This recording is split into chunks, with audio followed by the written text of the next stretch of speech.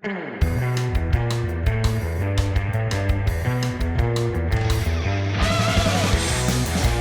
going on? I am Nando. And I'm Diggins. And this is Mostly Nitpicking, a podcast where every week we pick apart a piece of pop culture by looking exclusively at the details. Woo! Woo! Yay! This week, a podcast frequently described as frequently on the verge of being funny. Yeah, and one guy with what is it? Oh, I always forget this because that's part of how we are. What is it? One guy with one guy sees a movie, gets amnesia, and then describes the movie to two other people who also have amnesia. Yeah, that's pretty good. And speaking of one guy here is absent from the podcast this week. Can you guess who it is? Yeah, attentive listeners may already know. This is a tricky one. Here's the thing. DJ went on a trip. It was only supposed to be for 4 hours, but it turned out to be for 4 days. So he's not here for this recording, which is a bummer, because I know he would have loved this. Maybe, probably. Mm-hmm. I don't know. I wonder how DJ would feel about this movie. We'll get to it. Let's speculate wildly. Well, I think this DJ would have loved this movie so much that he would have bought a toy of its main character, with threatened to eclipse his love for his other toys. Yeah, I think that's fair, and I also think he would have liked it so much that it would have inspired him to, I don't know, have adventures or something like that, but with Tim Allen instead. Which is because coming off that whatever show he's on now, where he has too many daughters, Tim Allen's daughters or something, he would just be inspired to change one thing to make it a little bit worse. That's right. This week we were talking about Lightyear, Disney Pixar's Lightyear, the first one of the last 4 movies that's made it into theaters. Lightyear. Yeah. Boy, howdy. Yeah, boy, this sure is the one they picked. Yep, it is the one that has the most recognizable name, I guess, and that's all you need, which is great. Speaking of recognizable names, Diggins, it's time for News of the Week. I do have one news. I talked about it a little bit with you before we started, but we do have to get to it because they are making a show about one of the most recognizable names from 4 years ago that we all collectively forgot and stopped talking about. It's the Jon Snow Origin Game of Thrones show. I hope it is called that, like Game of Thrones : Origins Jon Snow. But it's probably not Origins, probably post Origins. But well, it couldn't be Origins. We know pretty much his entire life already. Just him training Arya in the castle or whatever. Being kind of upset. Being like, ooh, I want to know who my mom is. Yeah. How do you feel about that? It seems like I've heard that it is basically being like forced into the HBO like production thing by Kit Harington specifically wanting to do this, and will probably happen, why wouldn't it? I cannot imagine what story there is to tell about Jon Snow after the end of that series. Because it's like, the end of spoilers for Game of Thrones if you ever wanted to go watch one of the worst endings to a popular thing of all time. Yeah. So he gets end up being sent back to the Wall because he killed a queen, and he killed my queen. And that's bad, even though everyone wanted her dead or something. I don't know. She went too crazy. Oh man. It was she what was it? I don't know. The Targaryen madness spread through her and she decided to do a genocide. I mean, that's how it came across in the show. I don't know what their intent was, but it was bad. Anyway, the point isn't that the last one was bad. It's that this first one, I can't imagine what it will be because the White Walkers are gone. So it's just him sitting up on a cold wall and telling poor people that they can't come in. Well, yeah, he's like, I want to say the end of him is like, it's the wall, but I guess the wall is broken to some extent, but I feel like they were like, he was just going to go into the north and like do that. So that was always my least favorite part of the show in the first place. And it's just him and Tormund just fucking around, killing nothing, I guess. More White Walkers or zombies or something. I don't know. We deserve this. This is what we deserve. For our sins.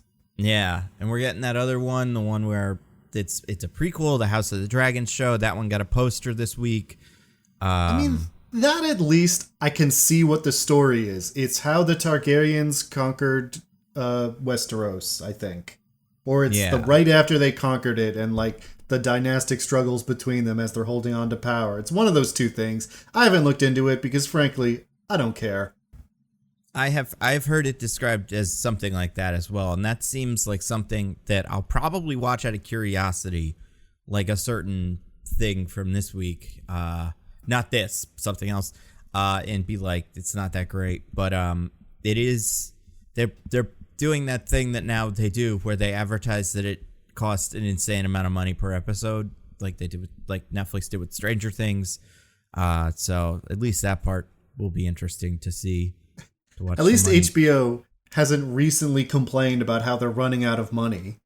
Because that's what made it so galling for Netflix to be like, oh, we have no money. We need to charge you more and drop a bunch of stuff you like. But also we spent $100,000 billion on Stranger Things episodes.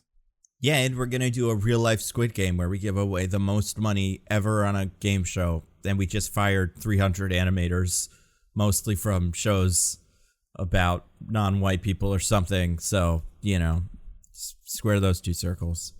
But yeah, they got 3 other shows in the hopper too. Maybe HBO is just counting on 4 years is enough time for us all to forget the Game of Thrones ending. And we'll just go, oh, Game of Thrones. Oh yeah, I always liked that. I wonder whatever happened to it. Well, better watch this new one. I think partially that and partially Rise of Skywalker ending was so bad that it kind of made us go like, at least, you know, it could be worse. But I think Game of Thrones is probably a worse ending overall. And that's tough. That is tough. I think Game of Thrones is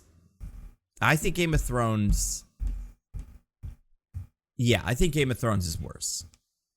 I don't think Rise of Skywalker did anything so horrendous and also so, like, egregious in terms of, like, they made a lot of easy bad choices, but Game of Thrones, I think, reached to make some really bad choices that you'd be like, that's not even what you, like, you guys had to go out of your way to fuck up, you know, Jaime's arc or whatever. Yeah. Fuck up the White Walkers. In fairness, Rise of Skywalker was kind of them giving a bunch of people what they said they wanted and, you know, really monkey's pawing the whole situation. Whereas nobody wanted anything that happened with Game of Thrones. Yeah, well, I think DJ liked it a lot. I don't remember this That's true. Clearly, but I think he said he thought it was better than the first couple of seasons. Yeah, I think he said that the last season was the best season ever made of any television show ever. Any television show, yeah. And, you know, he could like, if he wants to call in or something and, like, right now with us and defend that opinion, then or make some sort of claim to counter it, he's welcome to. But I feel like once this podcast goes out, that's a permanent record kind of situation. In fact, Nando, why don't we be quiet for the next, let's say, 10 seconds so that DJ could, if he wanted to, insert some kind of statement about how he feels about the last season of Game of Thrones into this recording. Yeah. Okay. All right, here we go. Starting, now. I thought that Matt Reeves did a really good job, like, capturing, like, a very specific, like, Batman and a vision for it, and like, to put it in a very specific, like, I want a Batman who is kind of reclusive. Yeah, DJ has that crazy opinion, and unfortunately, he won't be able to share his opinion about this movie. Speaking in the House of the Dragons sense of prequels that, nobody really asked for, but we have. I mean, it's more of the Jon Snow sense, but that's a sequel. The invasion of Westeros that inspired Daenerys. Yeah, I was gonna say it would be some sort of story that they're telling or whatever, or like little Punch and Judy dolls hitting each other that inspired Daenerys to burn everything to the ground. And we're talking about Disney Pixar's Lightyear. Mm-hmm. Although I do believe we have an announcement before we jump into the movie. Yes, I forgot about that. This is why both of us are here. This is a good. This is why it's not a podcast of just Nando talking to himself. Yeah, the amnesia, like we were saying, you need two people. Diggins, what is the announcement? So, if you've looked at anything that tells you the news in the past few days, the Supreme Court just repealed Roe v. Wade, which opens the door for the rollback of abortion rights throughout the country. Still available in many states that don't have Republican control, but still a very scary moment for a lot of people in America. And so we wanted to try and do what little bit we could to help alleviate that. So this upcoming Wednesday, which is, I believe, June 29th. That's right. Is the day? June 29th. We're going to be doing a live stream fundraiser. So we are going to be streaming ourselves, reacting to watching RRR, the hit Tollywood movie that is both fantastic and completely out of its mind insane. So I think that'll make for a really great live viewing experience. And that whole time we will also be raising money for abortion funds throughout the country to help, funds that help provide people access to abortions, especially in places where it was difficult now. It's probably going to be almost impossible after this. Have we settled on a time for that? I think we were going to do, I want to say 6 or 7 Eastern. I don't remember, but if you watch, keep an eye on our Twitters, any of us, but definitely the mostly nitpicking one, we'll post it. Yeah. Just want to. Last time we did one of these, we really let the chat bully us a lot. People donated money and asked us to do things, and we said sure. So people picked movies. People had us sing songs from Cats. We'll do anything for that cheddar. Pretty much, yeah. And me and DJ, I believe DJ has not seen RRR, and have been told it's crazy. And everybody I've talked to, that has seen it has said it's both amazing and incredible. So I've kept myself unspoiled as much as possible. And it's we won't be streaming the movie, but it's on Netflix, so it's a watch along kind of thing. So you can watch it with us and then see my reactions to whatever, somebody doing a backflip over car. I'm sure it'll be crazier than that, but yeah. I was gonna say, you wish that was the craziest thing in this movie. I have seen it before, which you probably know if you've listened because I've wrecked it. But yeah, trust me, this is a movie that will be a lot of fun to see people react to seeing it for the first time. Yeah, so pretty much you get to watch it with watch the movie with us, watch us reacting to it, and then also chat with us. We'll stream it on my channel, so keep an eye out there, but also just keep an eye out on Twitter and stuff when we give the actual definite date, or not date, definite time, and feel free to jump in even if you're not free at that exact time, just to chat, say hi. It's a 3-hour movie, so we'll be going for a while. Yeah, and I've been told it's a 3-hour movie that is, one of the good ones to watch for 3 hours as opposed to some other ones. So yeah, be a lot of that. It's gonna be fun. I'm looking forward to it. I've been dying to see this movie. I really have been holding myself back. So yeah. Yeah, so even under the circumstances, but I'm glad to see it. Yeah, it's good that we can channel that impulse to a good cause. Yeah. That's Wednesday, June 29th is the date again. probably sometime in the evening. But we'll follow our Twitters for more specific information. Absolutely. Speaking of movies that are not 3 hours long, Tight 90. But this feel is one like DJ it. would have loved. Yeah, but feel like it, but also feel so fast. Like, that's one thing about this movie. I was like, are we gonna get any time to just chill? Like, everything was constantly happening. It was weird. We're gonna talk about Lightyear. So here's how we're doing it this week. And we've done it this way before. Since neither of us has looked at the IMDb summary, what we're gonna do is both just say it and then look at IMDb afterwards and then judge what we think, who we think won as the kind of makeshift IMDb contest. This will not count for future ones. Anybody's keeping track, and it will, it'll just be for fun, and you'll be welcome, audience, to tweet at us and tell us if we were wrong in who ended up getting chosen. I can't even imagine what our tiebreakers will be. You're free to tell DJ if we got it wrong. That's right. Yeah. So, who should go first? Well, you can pick. I'll do a coin toss. Let's do it. I'll find a coin.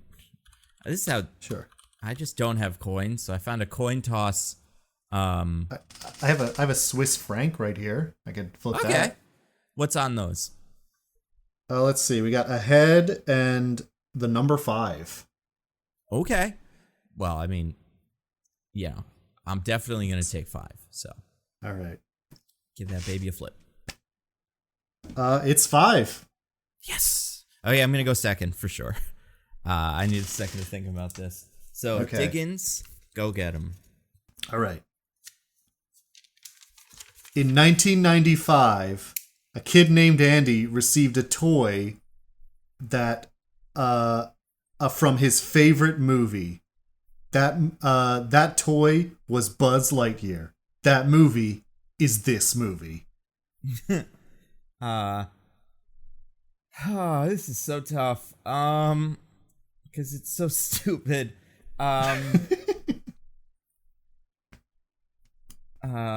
Okay, I'm gonna say, and I know this isn't quite it, but some variation of this. Based on the movie that inspired Toy Story, which I know that's not what it is, but whatever.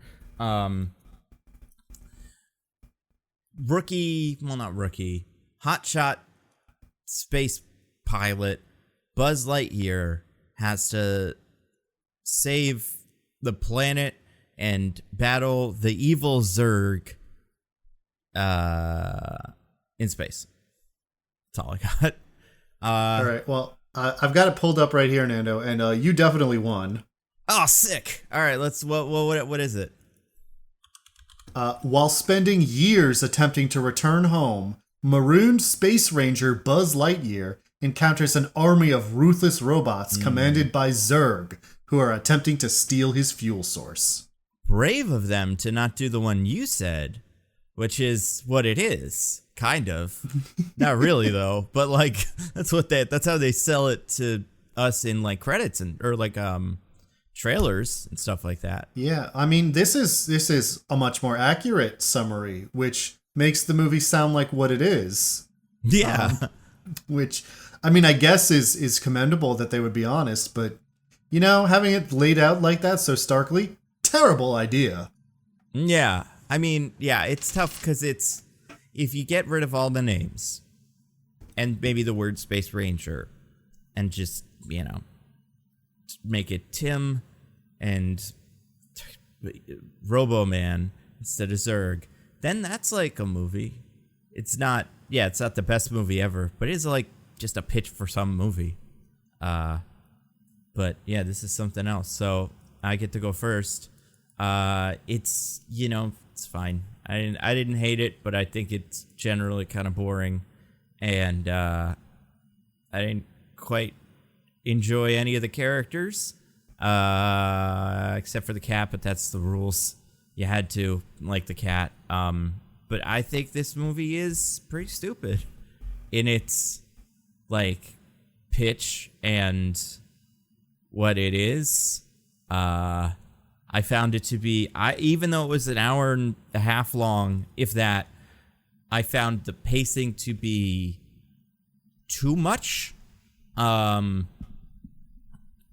feel like it for a space movie, it was so like plot, as opposed to like, let's just enjoy space for 10 seconds. Also, so that part was weird. 98% not in space. Yeah, that's true. It's mostly on a planet that's very much like Earth, or hallways and stuff. So I thought Chris Evans was fine. All the actors were fine. Okay. This is my one like kind of controversial opinion. I'm not quite ready to turn on Taika Waititi as this character, Mo Morrison. However, I do think, I feel like I've seen a lot of Korg and this, and I don't know, his character in Free Guy, and I don't hate it, but I'm also like, oh yeah, that's Taika Waititi. I don't feel like I get a different sense for him. You know what I mean? Like, he's usually just doing himself.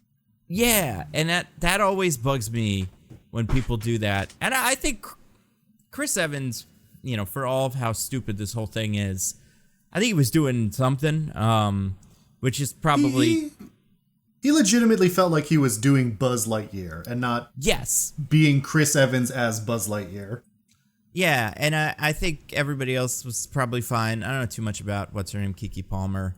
I know she's in that Nope movie coming out soon, and I'm sure I've seen her or something.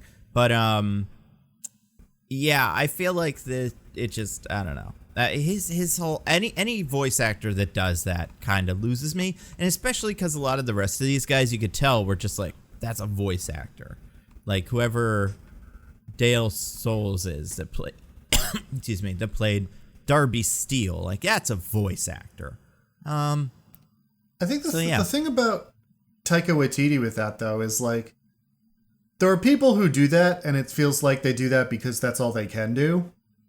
But like, Taika Waititi can do other things. Like, he was in the Our Flag Means Death show recently, and like, I feel like his character in that, like, yeah, he doesn't like change his voice or anything. He sounds like Taika Waititi, but he's doing a character. He's acting in a way that's not himself, and so like he can do that. Absolutely, and even in like the Hitler movie, it was like kind of doing this, but it was a little more, it was still this kind of like, it's silly that I have a little, you know, New Zealand accent and I'm saying all these words, but it was a little bit more like over the top. And I don't remember, did he do like a German accent? He must have, right? Or something like that. I don't remember either, to be honest. Yeah, it's like the Korg is the one that's like, this guy again, where it's like, I kind of am nervous and I talk too much and I sometimes say things that is exactly what's going on, and I don't know. I don't know why. It's only been a couple of years, but kind of tired of it. So that's what I think of this movie. Diggins, what about you? What do you think of Lightyear, not Lightyear. That's what they say in the movie at one point. Not this one, but the original one. So anyway, what did you think of Lightyear? It sure is a movie. Yeah. Yeah, no. I mean, I agree with a lot of what you said. It's not a bad movie. It's like fine, but it's not a particularly good movie either. It's too overstuffed, I agree. It's got too much going on, so it has to move very quickly to keep with the hour 40-minute mandated runtime for child movie. But then also it's not really a children's movie. They were very clearly aiming for that, like, for people like us who grew up watching Toy Story and loving it and being like, now we want to go watch the Lightyear movie. But at the same time, doing some kids stuff, like the weird cat robot. It's a very confused kind of... it's a casualty of the fact that we can't do entertainment that's just for adults or just for kids anymore. We got to do stuff that appeals to everybody. And I don't think it works very well as that, because it's a way too like complicated and weird for children, but it's not particularly interesting for adults either. And also, I think so. This could easily be a space movie that has nothing to do with Buzz Lightyear. Like, yeah, there's nothing about it that needs to be Buzz Lightyear, and all the stuff they put in to make it more Buzz Lightyear, it just makes me roll my eyes and makes the movie worse. It's like, I felt like this would be the case going in, but I have to say, it turned out to be 100% true. I would have liked this movie more if it was not a Buzz Lightyear movie. If it was exactly the same, except you change the name of those characters and you take out all the cheeky references. Absolutely. So yeah, it's just a fine movie. It's not a bad movie, but I don't think I mean, when it comes out on Disney Plus and you're bored one afternoon, maybe throw it on. I kill some time. It's not a terrible movie, but I would not go out to a theater. It is baffling to me that this is the one they put in theaters. I mean, it's not. It's the one based on an existing IP, and that's what we're all about now. But yeah, I feel like we got 4 of these Pixar movies in the last year. 5 onward was in theaters though, so since then there have been 4, and it's Soul, Luca, Turning Red, and this is easily the least interesting of the 4. Absolutely. And I haven't even seen Turning Red, but I'll take I'll take people's words for it. Like, I do think like some of the visuals are cool. Like, it's kind of neat when he's in space, but it's kind of like the first Doctor Strange movie and a little bit of the new one. But at least the new one, I feel like visually had a little bit more flair, where like there is a very short sequence where cool shit is going on in space, but that is such a small part of the movie. It's like that bit where Doctor Strange gets his head bonked and then goes through all the dimensions, and like that was in all the trailers, and it's like, whoa, it's gonna be psychedelic, and then it wasn't like that in the real movie. So and then they just spent the whole movie in the dimension that's slightly different.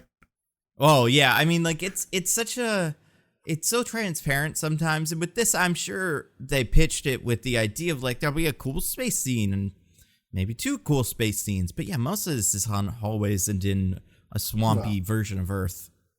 Do not forget, Nando, that this movie was trailerized with Space Oddity. Or no, not Space Oddity. Starman. With Starman. Mm-hmm. And I feel like you cannot use a David Bowie song like that without writing some checks for some crazy space visuals that this movie does not cash. Absolutely. And yeah, I feel like too, it is weird how much this movie is not a space movie, but is a time travel movie, kind of. Like so many of the parts of the movie that are weird, even like when he just gets to the planet, are like time travel weird. He's, and that's kind of what Buzz Lightyear's deal was. Not quite, but like in the original Pixar, Toy Story, he was like, oh, I don't know what's going on here. I'm not used to this. But like, it wasn't this kind of, he did not know what a sandwich was. It's just like the gravity's not good. What a weird joke. Do we have a wheel segment for that? Because actually, I want to talk about that for hours. Yeah, we can. We certainly can. I do want to say, having seen the movie and remembering it detail by detail and being able to say exactly things in a very exact way that no one would be able to. The first act of the movie, is an hour and a half of movie. The first act of the movie, I would say, ends with him going into space for the second, or for like the final time to do his hyperspeed jump, right? And so that ends a half hour into the movie. That is like 28 minutes, whatever. The third act of the movie starts when he gets teleported onto Zerg's ship, right? That's an hour and 5-6 minutes into the movie, which means the first act, second act, and third act are both about the same amount of time. And I do think the movie feeling so rushed is because that third act is like half as long as it should be. Or second act, excuse me. Everything else about the movie, it really does feel like a movie that's like, it's missing that, you know? Which is a shame because I'm not saying it would be better with that, but it would be longer, but I feel like it wouldn't feel quite as messy, plot-wise. But Diggins, because you lost the game, I don't want to forget about this. It is your job now to summarize this movie in like a couple of minutes, do a little book report for me, just me and the listeners, obviously. But for someone who has not seen this movie at all, not seen any marketing, vaguely knows what the deal is with the Buzz Lightyear from Toy Story, how would you describe the plot of this movie? So are we doing a spoiler summary here? Yeah. Oh yeah. Spoilers abounds from here on out. And there is like 2 spoilers maybe. One is kind of the conceit of the movie, which I feel like is more or less communicated in the trailers. And then the second one is the reveal in the, third act. So, but yeah, so both of those on the table. So, Buzz Lightyear is a space ranger of Star Command. He's part of I'm not exactly sure what they are, like a research ship that's on its way home from a space mission. Yeah, I don't know what they are either, and it seems like it can't be. Well, not it can't be a research ship, but if it is, it's like that seems like that what they're prepared for is not to go home from research. It's to do more research or something. I don't know. I can't quite figure that out. Yeah, I don't know either. But they're traveling through space for some reason or another. They find a planet that's they detect life on and decide to check it out. But due to the life turns out to be hostile space bugs and space plants. But when they try to leave, the ship gets damaged and they end up stranded on this planet. So they spend a long time trying to fix the ship, but they need to build more hyperspace crystals. And every time Buzz tests them, he ends up, because of time dilation, ending up 4 years in the future, and the tests keep failing. So he does this over and over again until he's far in the future, when they're shutting down the program, gives it one more go, and when he arrives, robots are attacking the planet in like 60 years in the future or something. From when he started. From when he started the first trip? From when he started the first trip, yes. Yes, I think that's right. I think he says it's about 25 years since the most recent trip. Yeah. Not important. The point is, it's like 60 years later, the granddaughter of his friend, who was also a space ranger, is now an adult. He teams up with her and her pals, who are all a bunch of like junior rangers or whatever, to try to stop the robots from blowing up the planet. Not exactly what they're trying to do, but basically.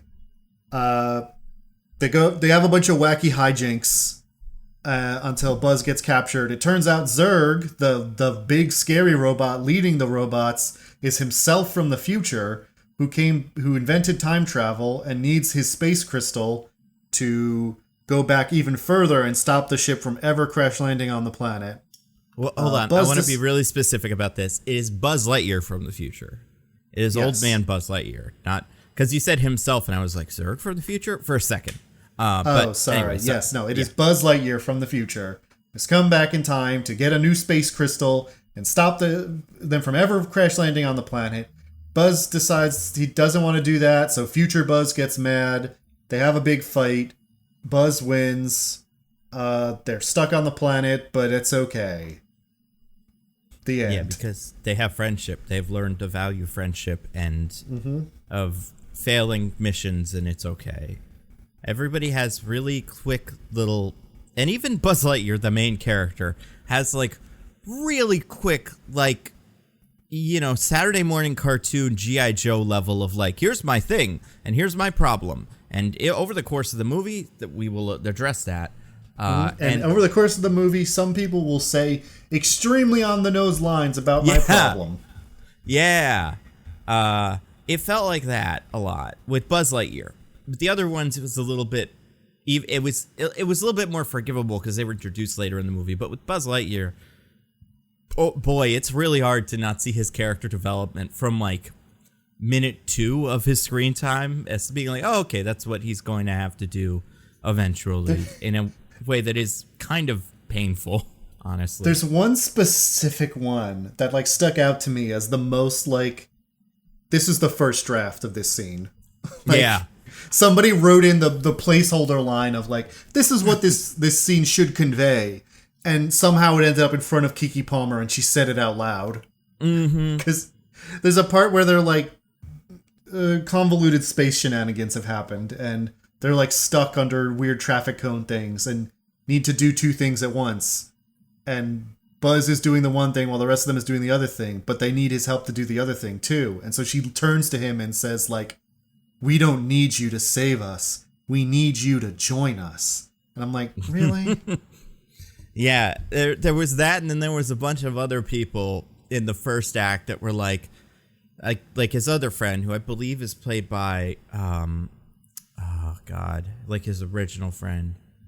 What is Uzo her name? Aduba, I think her name is. Uzo Aduba, yeah. I want to say Crazy Eyes, right? Because that's what she was on that Orange is the New Black show.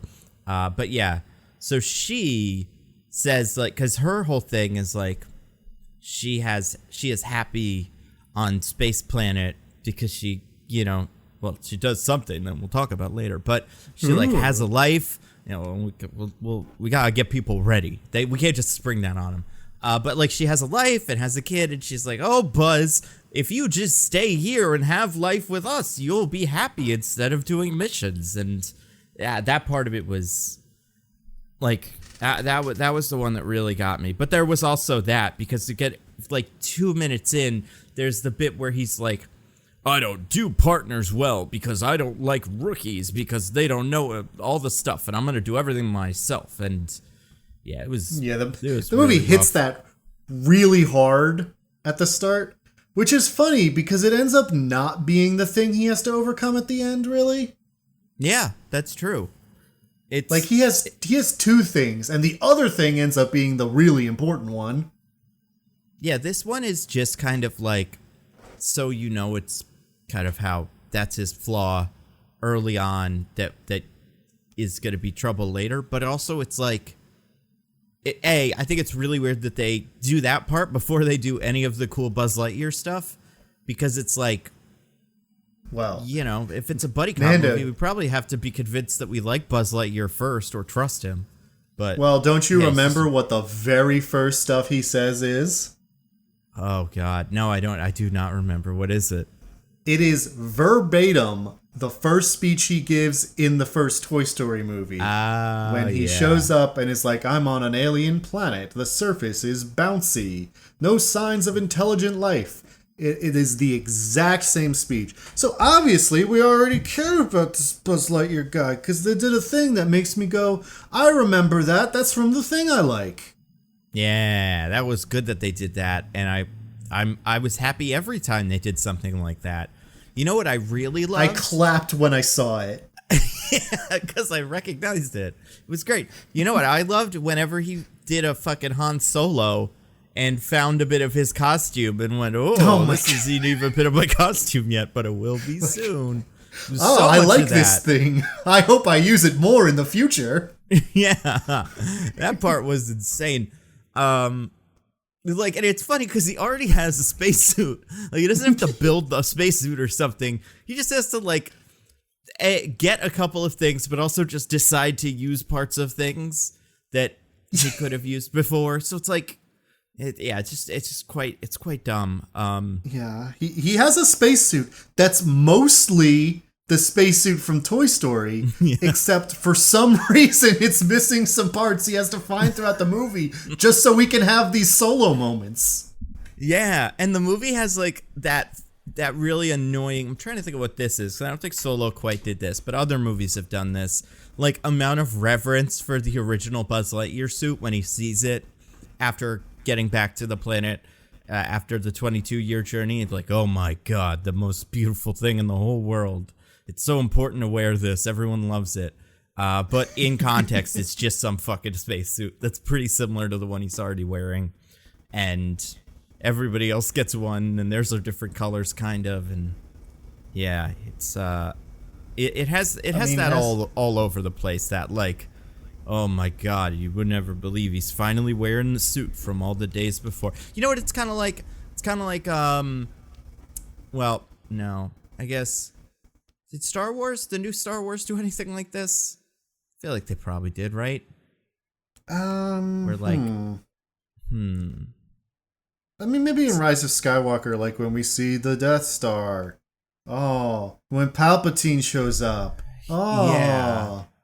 You know, stuff like that. And the Force Awakens did that a lot too. You know what it's like, speaking of JJ, it's like the con line, where like in context, this thing doesn't really matter. But to people that have watched the movies, they know that's supposed to be important. And it's a nice looking spacesuit, I guess. But it is like just pretty much the same thing he's already wearing. Doesn't have the weapons or the wings or any of the fancy shit yet. So, well, it has one fancy thing that they use a couple times. Yeah, which is not from the movies, right? Unless, is there something that's emulating from the original ones?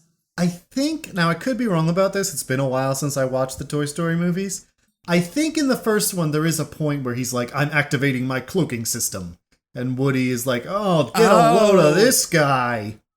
You know, I was thinking of the bubble suit thingy. The, whatever it was, the little safety bumper system. Oh, I was talking about invisibility. Yeah, the invisibility, that's true. That is part of it, which is so stupid.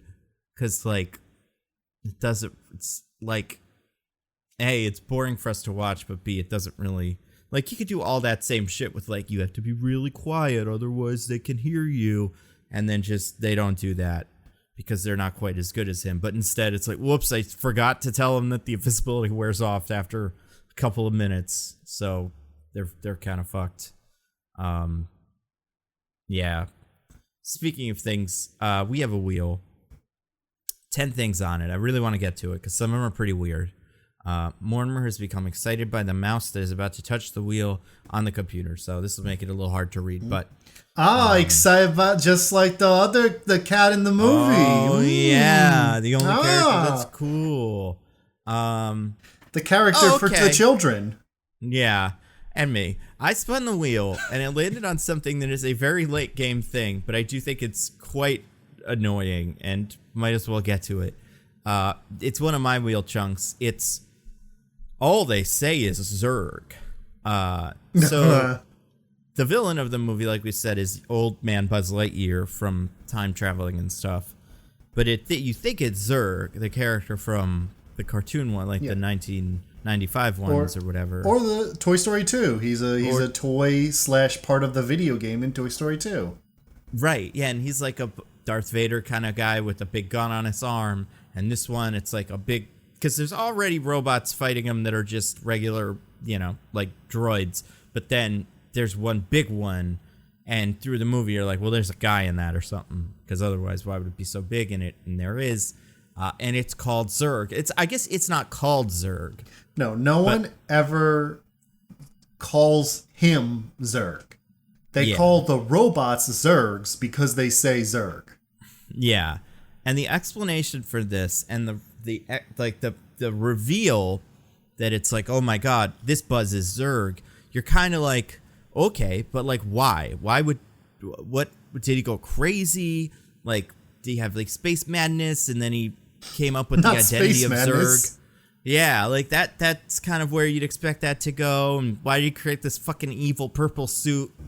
And the whole thing is just he has the droids and they're broken. He would like it if the droids said Buzz all the time, but the only words they can say, the only thing they can say is Zurg, which doesn't sound like Buzz at all. I guess it's got two similar letters, but like, I think not in the same place, right?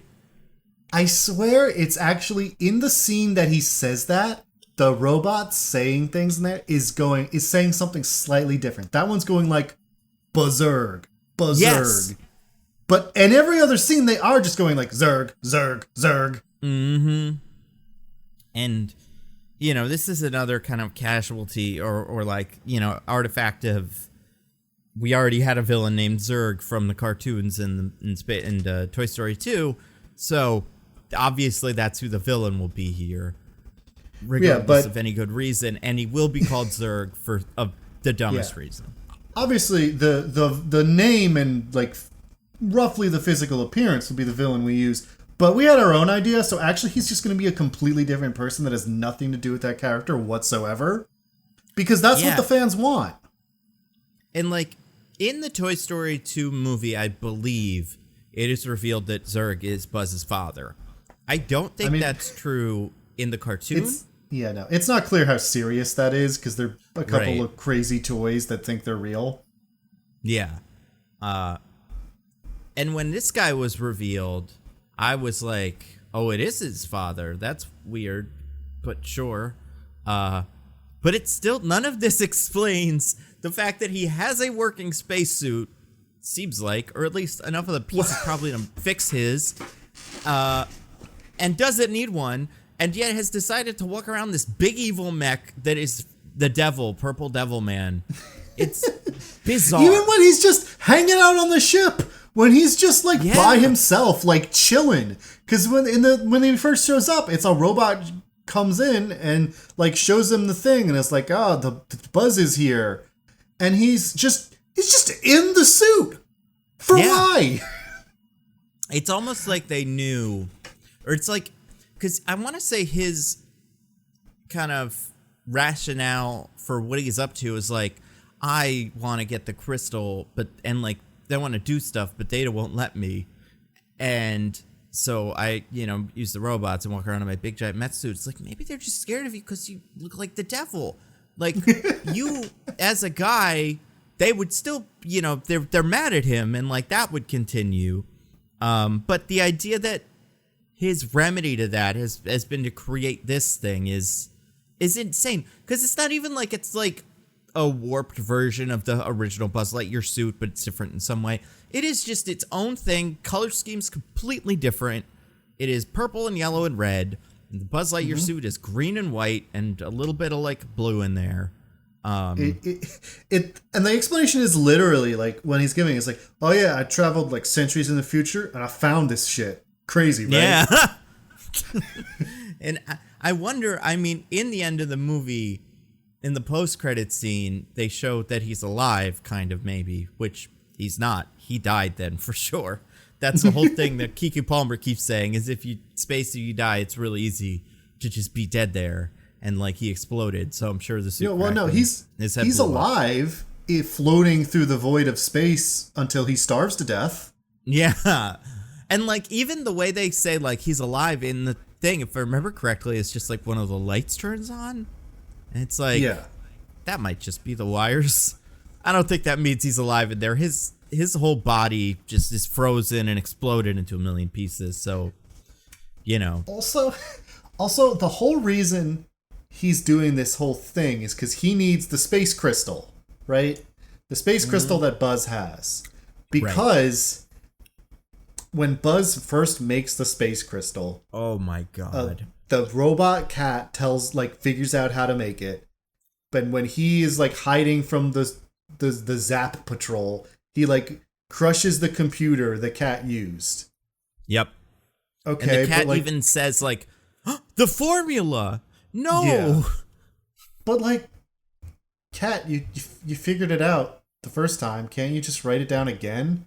You're a robot. Yeah. I'm sure you remember. Do you not? And it's not even like it's like a really hard thing. It's 4 little slushies in different like decimals. It's like 0.7. I can remember some of them. One of them was 0.25. So like, it's not that. I'm sure there's a lot of, permutations, but if you could get pretty close, you could do it. I'm sure this is a coincidence, but that thing that he does to make it is an exact puzzle in the Toy Story 2 N64 video game. Oh my god, that is a coincidence for sure. I never played that one. I played the Toy Story 1 game, and probably hated it so much that I didn't touch the others. But that's funny. I in retrospect, probably not a very good game, but I liked it as a kid because I loved Toy Story. Well, and that was the movie where the movie also, like, in the movie, the characters were playing the game.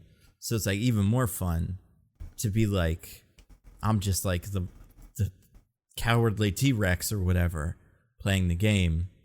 So that was good. Yeah. But yeah. The whole shit with the crystals is so stupid. Yeah, the cat can't remember it and can't figure it out again because the cat has been with him the whole time. And it's been like 50 years for him because he's old true. now. The cat can't just figure it out again? Yeah. Yeah, that's really weird. Because he does return the last time, and the cat is just like, I figured it out. This handy. And, yeah. I didn't tell anybody, I guess, or whatever, but... Yeah. We're not going to, like, go to them and be like, hey, I know you said we're shuttering the program, but we actually solved it. We solved the problem. So maybe we give it another try? But for some reasons that will come up on another wedge slice.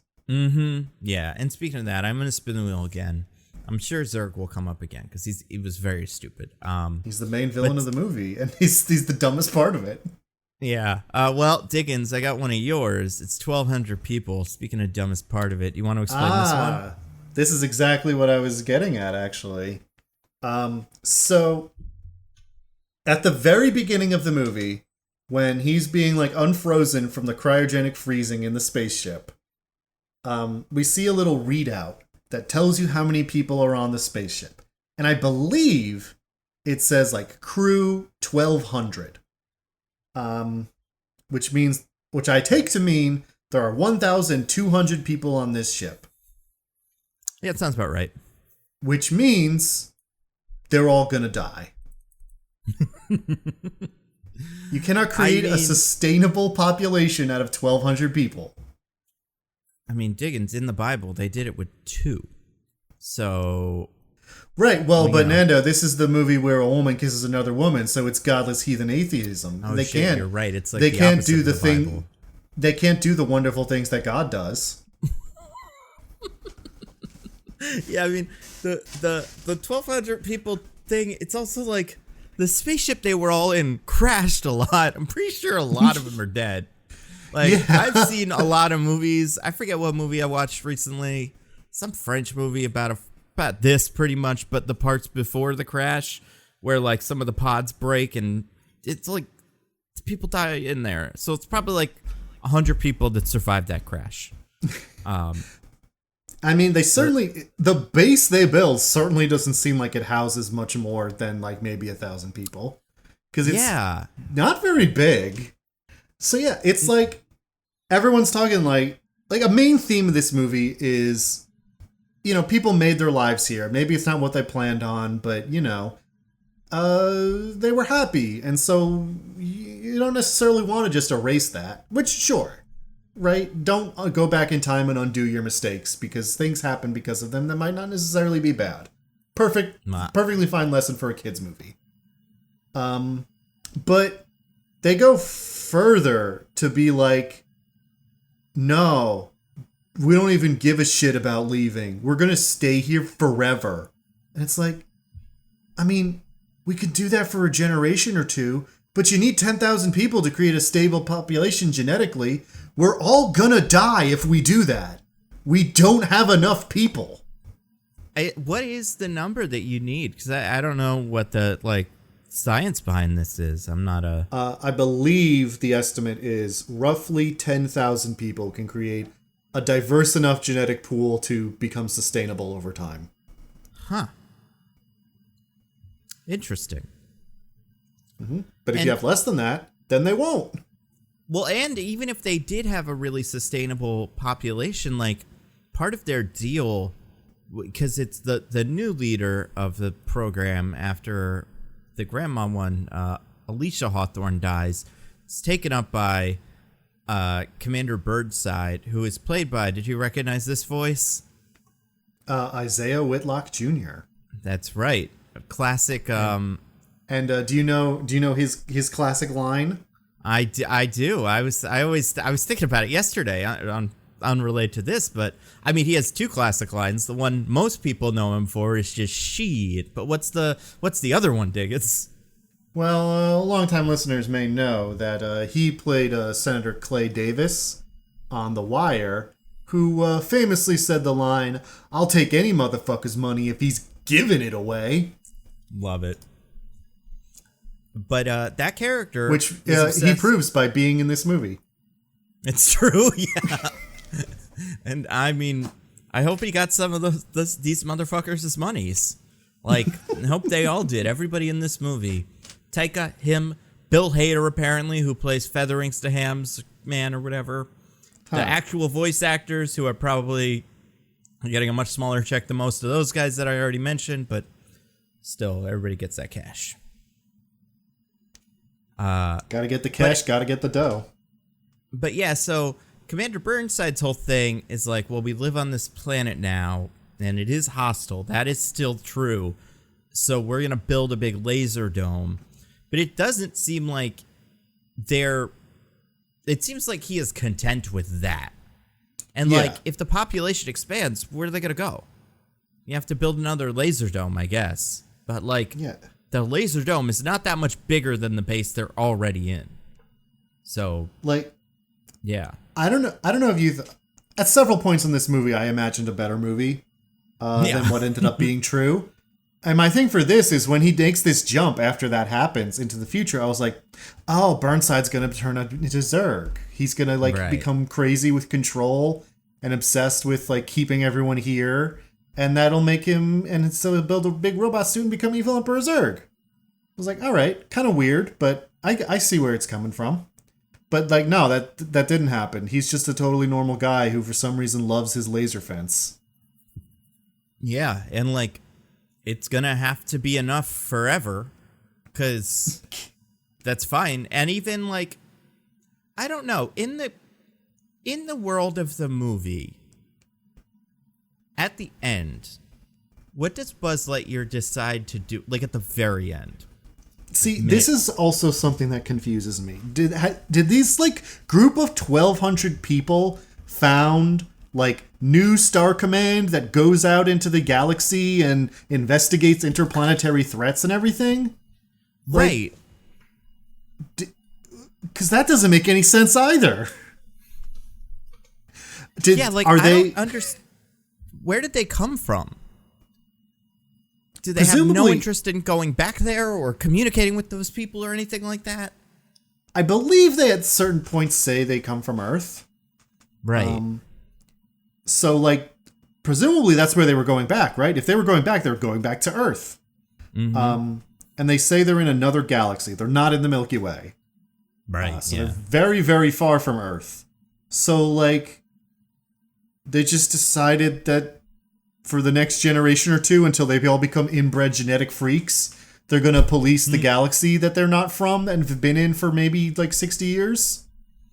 And, like, yeah, I feel like if you're going to do that, that's what I don't understand about the ending with the crystals and all that. It's like, are you going to let Buzz do his thing now?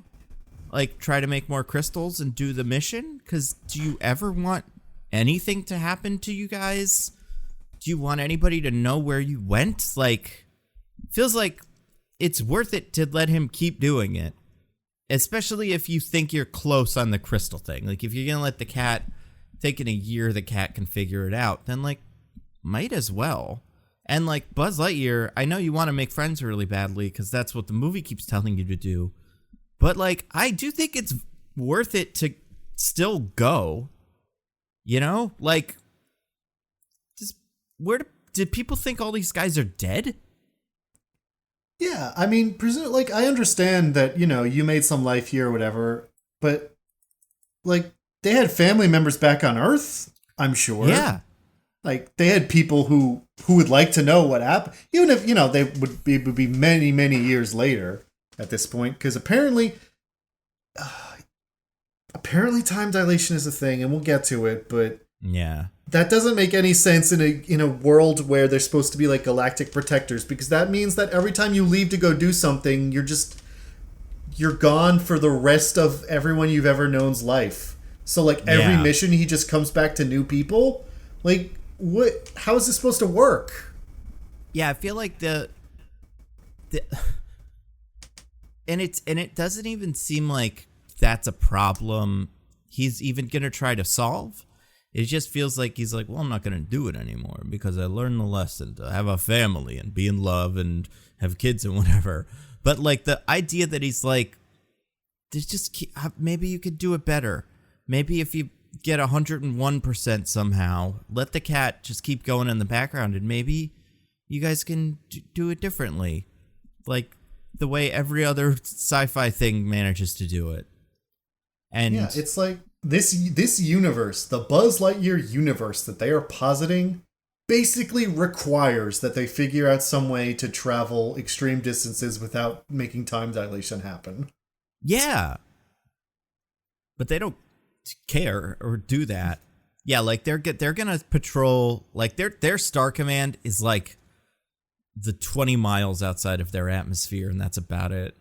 Every time they start getting a little bit further, they're like, shit, we're gonna forget about all our loved ones and they'll all die, so we can't even bother. And yeah, I mean, so the part of the reason this is so weird is when this movie ends, it's kind of like, not like, what are we doing? But like, they do almost do that where it's like, okay, now we're going to do a star command and we're going to have, it's going to be kind of like what you remember from the cartoon. But you know, that is not what they do, and it wouldn't make any sense in that context. Yeah, and you know, the marketing for this movie kept emphasizing like it's the movie from the 90s that Andy watched that he fell in love with and made this. And that doesn't make sense for a lot of reasons, but the ones I'm going to say for this particular wheel slice are I mean, it's nothing like a 90s movie. It is very clearly a now movie. Yeah. They claim that they animated the robots differently to look like stop motion animation from that time period. That's a goddamn lie. I don't see it. I don't see it at all. And in our 2022 like world, we, you know, they did that with the fucking ones from Mandalorian. Like those robots in the end of season 2, those do that. And like they look kind of clunky. And also, you know, Into the Spider-Verse did that kind of fucking around with the frame rate of some things but not other things to make things look, you know, like little Harryhausen skeletons. But yeah, that's I didn't see that at all. This didn't look like any 90s movie. It looked like the movie that you would see today. Yeah, exactly. Like I struggle to imagine that was part of the original concept. Oh, no way. Not in a million years. But also, like, not even part of the aesthetic concept of, like, all right, now that we know it's a Buzz Lightyear movie, we're working under this constraint.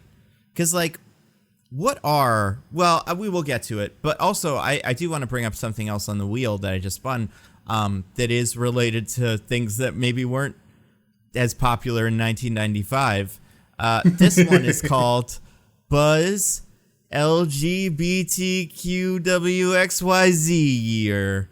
Because one of the things that happens in this movie is the main character that is his friend, the first Hawthorne, the Hawthorne the Greater, has a relationship that happens off screen because of the time dilation stuff. And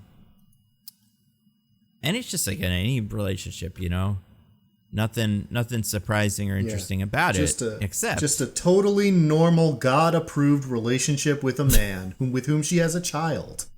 That's right. Except it is, and I can't believe I'm saying this, finally the day has come, the first openly gay character in a Pixar movie, a Disney movie in all. Oh my God, really? Apparently, yeah. I haven't checked, but I'm pretty sure that's right. I was thinking about this the other day.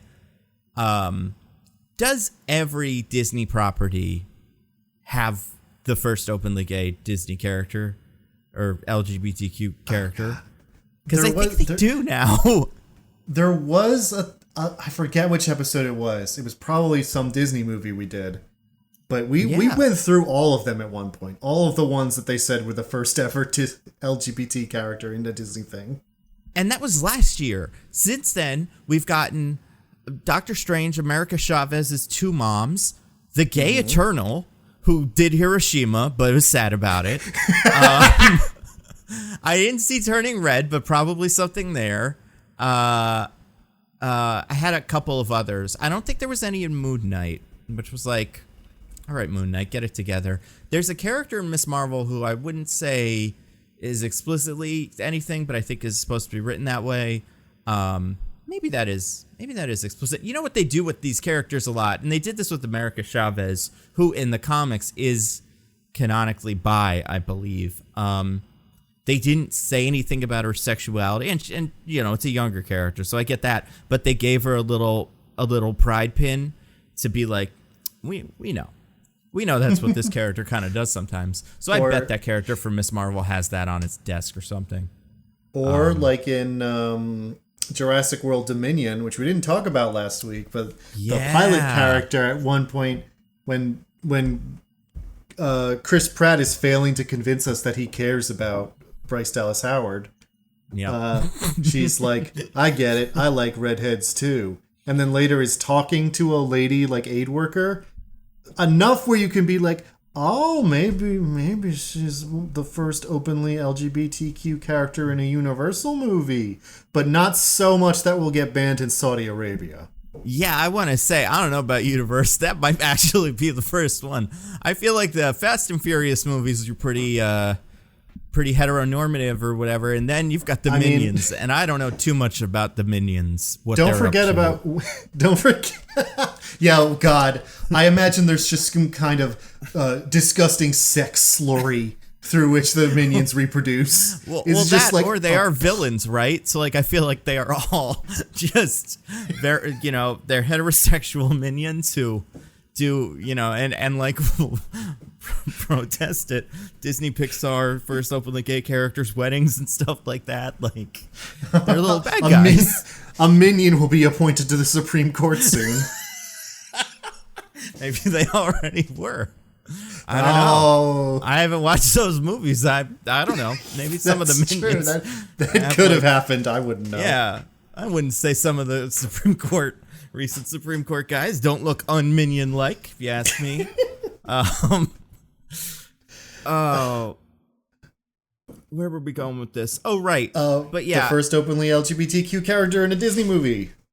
Yeah, and then we had Loki. Loki is bi in the Loki show. I think this might have been where we started when we were talking about this last time. That might have been when we were talking about it, yeah. Because Loki and Sophie were both confirmed by one conversation they have. Yeah, they said it in one conversation that you could easily cut from the show in another country. Yeah, and I'm racking my brain. I mean, did Far From Home or No Way Home is kind of a Sony movie, so I'm not counting it. But yeah, Disney just always does, and it's like, I'm not against it. It's great, kind of, but it's always this kind of, Buzz Lightyear can't be the one, even though, fuck it, he's, this is his origin movie. Do whatever you want. It has to be some sort of like, off-screen character who is, something. What sucks about it is it's these tiny incremental steps towards like forward in doing it, and each one they like trumpet like, yes, we're being the cool progressive company, and it's like, all right, you're like literally the largest media empire in the entire history of Earth. Like, you could probably be doing more than that. You don't have to act like it's such a huge deal. Well, now that I'm thinking about it, did Encanto have any of that? I feel like, I don't know about Soul. Luca, that's pretty much what the movie was. Luca, I would say, is probably the closest they've gotten to, making a movie that's almost kind of explicitly. Yeah, I mean, it's definitely two gay characters. I definitely felt it was the subtext of that movie, but that's the thing. It's like, subtextual stuff can be cool and like great stories. Like, I mean, I like Luca. Love But Luca. I mean, as much as representation is like a goal or like a good thing to have in the first place, which is, it's not the end all be all here or anything, but insofar as that is a nice thing to have, it is better to have the explicit, because then people can't kind of like wave it away or be like, no, that's not what that was. Yeah. Oh yeah. Remember Cruella? Had that one guy who like, it was like his first openly gay character, and it was like he didn't even talk about that at all. Like, the openly gay character, by which you mean come up. First openly gay character, by which you mean, I mean, come on. Yeah, he's into fashion. What kind of? Yeah, it's obvious. it's crazy. I know who Thor's first openly gay character is going to be. Have you heard this? Thor. Or not? Well, I don't know about openly gay, or I don't know what they're doing with this, but I do know that the Meek, the little bug companion, whatever alien thing, presents female or something like that. Yeah, he works or whatever.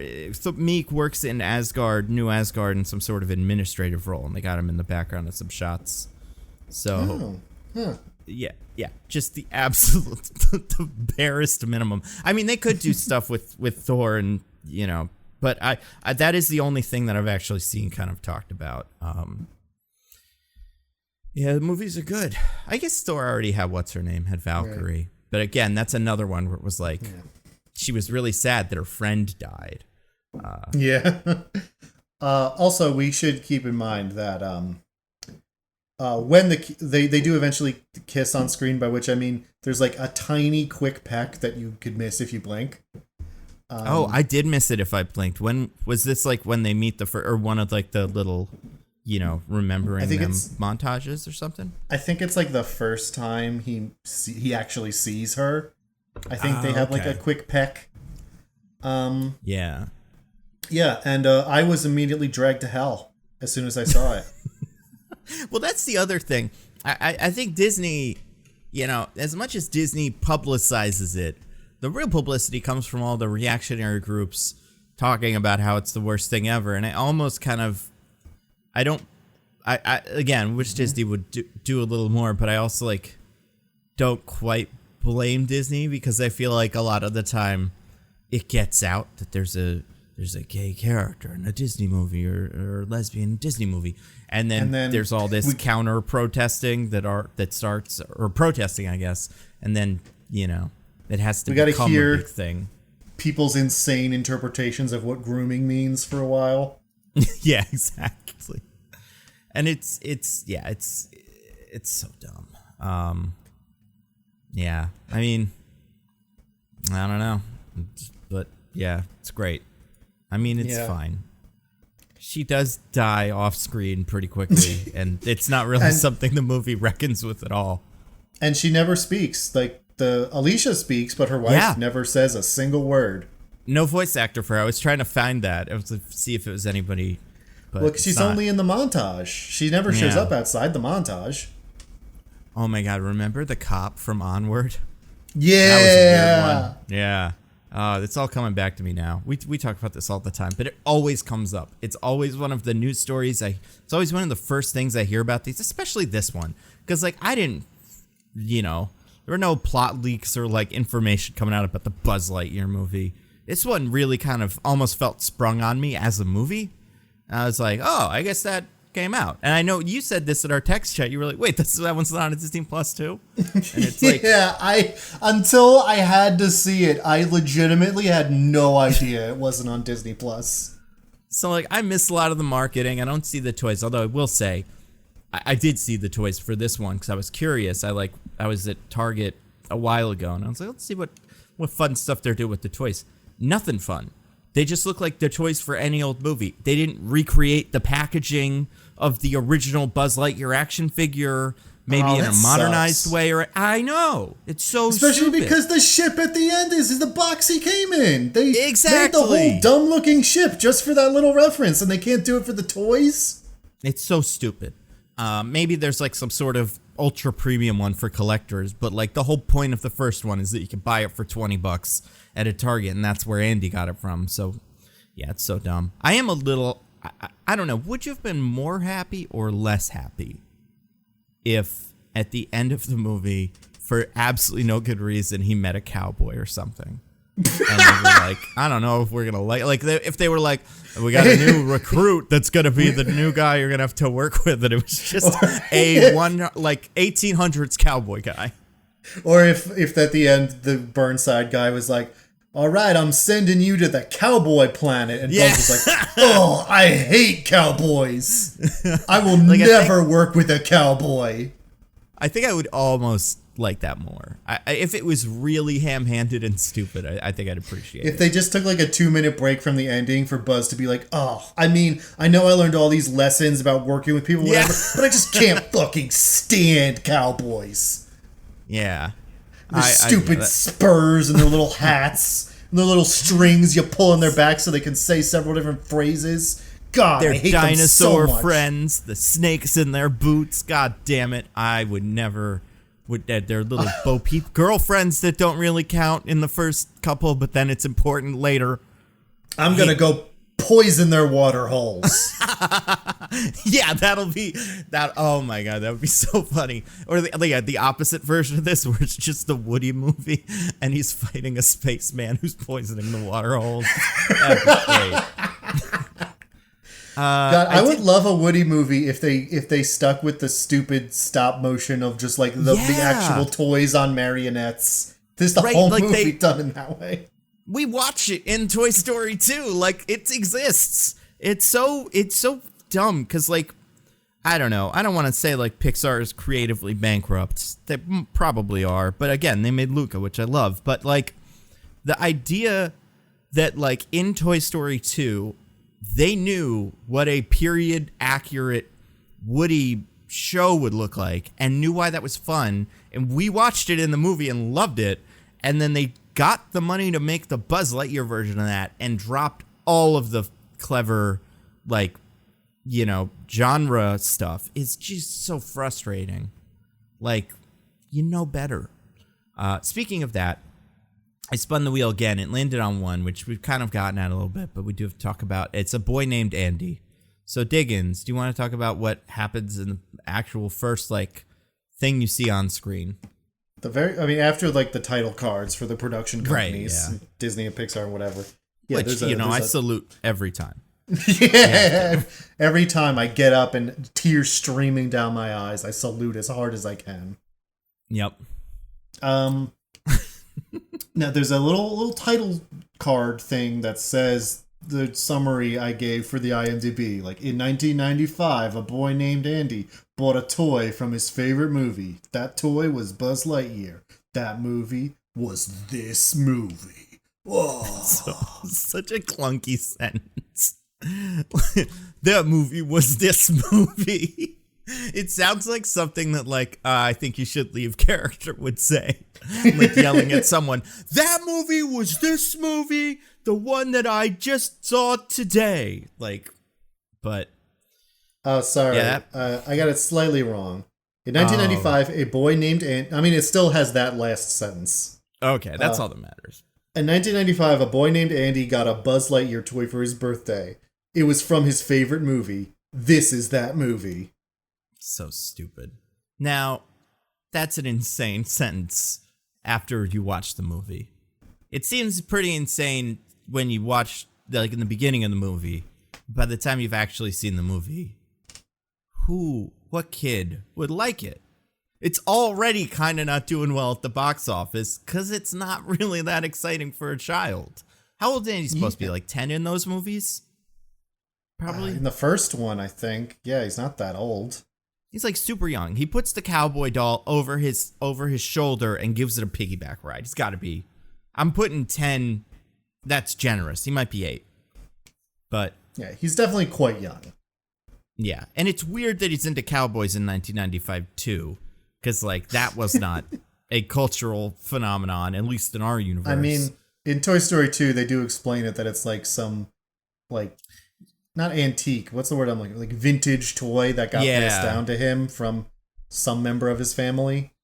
But like, where does he get the posters and like the bedspreads? Like, this is a mass-produced thing for children. Like the Woody stuff. He's got so much of it. It's maybe it costs like zillions of dollars. He gets it all special made on Etsy or something. On 1995 Etsy. Yeah. Like the Alta Vista. I guess like that would be eBay or like whatever what the precursor was to Amazon. But yeah, so this is the movie that he loved back in 1995. And we've already talked about how this does not look like a 1995 movie. I have a list of some of the movies that came out in 1995. In fact, I have the top 10 highest grossing movies of 1995. Oh my God, I'm pumped. And I'll take Toy Story's number 3 on the list, so forget about that one. Out of those, do you know what any of them are or want to take a guess? The Usual Suspects? It is not on this list. I don't know if The Usual Suspects made a ton of money. Also, it might have been 94. I don't know. I'm just trying to think. So I got a couple. I was 4 at the time. I'm not 100% clear what came out in 1995. Yeah, I mean, that's fair. You've seen a couple of them for sure. I'm sure. I was 6, and I remember seeing a couple of these in theaters. At least 1, maybe 2. Oh, definitely 2, maybe 3. Well, 4 if you count Toy Story. So there were a fair amount that were for kids, and then a couple of others that I saw not too long after. But okay, here are the top 10 grossing movies of 1995. Starting at the bottom, this is number 10 movie in 1995. Made $88 million domestic. Waterworld. Oh yeah, so that's not for kids. So I want Andy to have a Waterworld toy. I want the version of Toy Story where he's got who the fuck's in that movie? Kevin Costner. Kevin Costner. The Kevin Costner toy comes in and is like, "Where's all the water?" Yeah, with pee. With pee filtering technology, like that's the accessories that come with it and stuff. And the girl who with the tattoo on her back about how to get to land. Yeah, that's so there's that. Number 9 on the list with $91 million. And honestly, I'm pretty surprised by this. GoldenEye, an absolute unit. Like, great movie. The best James Bond movie of the Brosnan era. But, I mean, some of the higher ones of these, I do see how they made more money. One a little bit higher by like $40 million. Number 8 of 1995, Crimson Tide. The one about like a fucking like nuclear submarine. I've not seen this one. No, that's Red October. No, so this is also that. This one has Denzel Washington and excuse me for not realizing that there are 2 nuclear submarine movies with a red name for the color red in their title. Well, exactly. And this is, I guess, the people that were part of the, the kids or like teenagers of the Red Scare. Grew up during that. By 1995, they started producing movies about it. And this one, it just reads, on a U.S. nuclear missile sub. This is the summary on IMDb, so in case we ever do Crimson Tide, forget about this. But on a U.S. nuclear missile sub, a young first officer stages a mutiny to prevent his trigger-happy captain from launching his missiles before confirming his orders to do so. So, like, seems like an interesting movie. Shocked it made more money than James Bond. It had Gene Hackman, Denzel, Viggo Mortensen, and James Gandolfini. All-star cast. Number 7, $92 million, Die Hard with a Vengeance, the one with Sam Jackson. That was pretty good. Like, that's not surprising. Number 6, the first actual kids movie on this list, with $100 million. Casper. Oh, you tell me Waterworld's not a kids movie? That's true. It does have a kid. But yeah, with the Casper. tattoo on their back about how to get to land. Have you ever seen the terrible Casper movie that probably people like now, but like is honestly horrible? I watched it as a kid. I don't really remember it very well. Yeah, it's got like one of the Bills, Pullman, I think he dies in it, and then he's a ghost, and then Casper uses his like powers to bring him back or something. I don't know. I remember there was definitely one point where the villains are like, "Oh, we need to be a ghost to do the evil plan," and so they like struggle to push each other off of the house so that they can die and become a ghost. It sounds right. Which is great stuff for a kids movie. Great stuff. Yeah. $103 million. Number 5, Ace Ventura: When Nature Calls, the one that's in Africa. Now I want the one that movie aged more poorly. Now I want the movie with the little Jim Carrey doing the world's most annoying voice. Yeah, you pull every time you pull the string, you get a new word that's kind of like Chicago. In that one montage where it's like Chicago, Shawshank Redemption. Speaking of movies that were pretty culturally insensitive, although this one's not quite as bad. Number 4, $139 million, Pocahontas, another kids movie. So there you go. Probably like the worst aging of the Disney Renaissance movies. Oh yeah, for sure. Not even because Mel Gibson's the main guy in it, but that doesn't help either. And he sings. 146 million. Number 3 is Toy Story. 172 million. Oh wait, a movie set in outer space and so similar, like plot-wise to this, and should fucking be the blueprint for what this movie is, but it doesn't seem anything like it. Apollo 13, one of the best movies ever. Yeah, that has a very specific space aesthetic that this movie just ignores. So that's great. And then number 1, 184 million. Want to take any guesses? It's a pretty big movie. I don't think we've covered it on the pod, but we've gotten close. It's been like second in voting things before. And I'm sure you've seen it. I mean, I'm sure when you say it, I'll be like, damn, how did I not think of it? But I can't think of it. Without a doubt. It stars an actor who has already been part of this list. Which is why, like, he was having just a year in 1995. Oh, is it The Mask? No, but you're on the right track. It's another movie that would make even more money than The Mask for a very specific reason. Came out in 1995. Batman Forever. That's right. Yep. One of my favorites, and a movie that I don't know if I saw in theaters, but I watched a billion times as a kid. So, yeah. Other movies that came out in 1995, just gonna shoot a few out here. 7. Yeah. Congo. Have you ever seen Congo? Yeah, that's the one with the gorillas who eat people's brains. Yeah, and shoot lasers and crystals and all kinds of shit. Yeah, they need the diamonds to shoot the big space laser. Mm-hmm. And the fucking, sometimes the gorillas look okay, and sometimes they look terrifying. Honestly, I would like to do it one day on the show, because I think that movie is crazy, and I haven't seen it in a very long time. That is a pretty good dumb movie for us. And it was the spiritual successor to Jurassic Park, so it was like, another Michael Crichton movie about a weird animal thing. This is gonna make just as much money as that. What hubris! What beautiful hubris! Other ones, real quick: Bridges of Madison County, Mortal Kombat the movie, Dumb and Dumber. Jim Carrey got 3 in that year. That's insane. Damn. I want to say, the man was a hard worker, right? And Dumb and Dumber and Ace Ventura both came out pretty late in the year. Outbreak, Braveheart. Speaking of Mel, the first Bad Boys movie, which now that's a movie that those toys would be great. And then Jumanji was 1990. Oh, and Pulp Fiction was 1995. So damn, a lot of good movies that would have made better toys. Power Rangers movie was that year.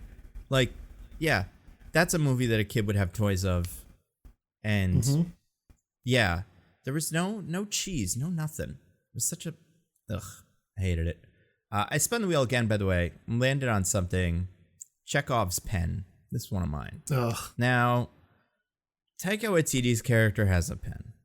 And he says, I've got this pen of no use to me now, but I do have it. I'll mention it 1 or 2 more times. Keep that in the back of your head, kids. If he mentioned it 1 or 2 more times, that would be one thing. But every time a problem comes up, he's like, I have this pen. Does anyone need a pen? His pen. It's quite a nice pen I've got here. If anyone wants a little look at the pen, it could be used for multiple things. I can make a list of 100 now. I'll leave one of them off. I don't know if it could be used to open something, but otherwise it's very, very handy. And it's a pen. And at the end of the movie, one of the characters is like, I need something about the size of a pen. Now, it's a horrible little bit, and it's no fun. I feel like there's a version of this. I feel like you could do this and make it pretty funny.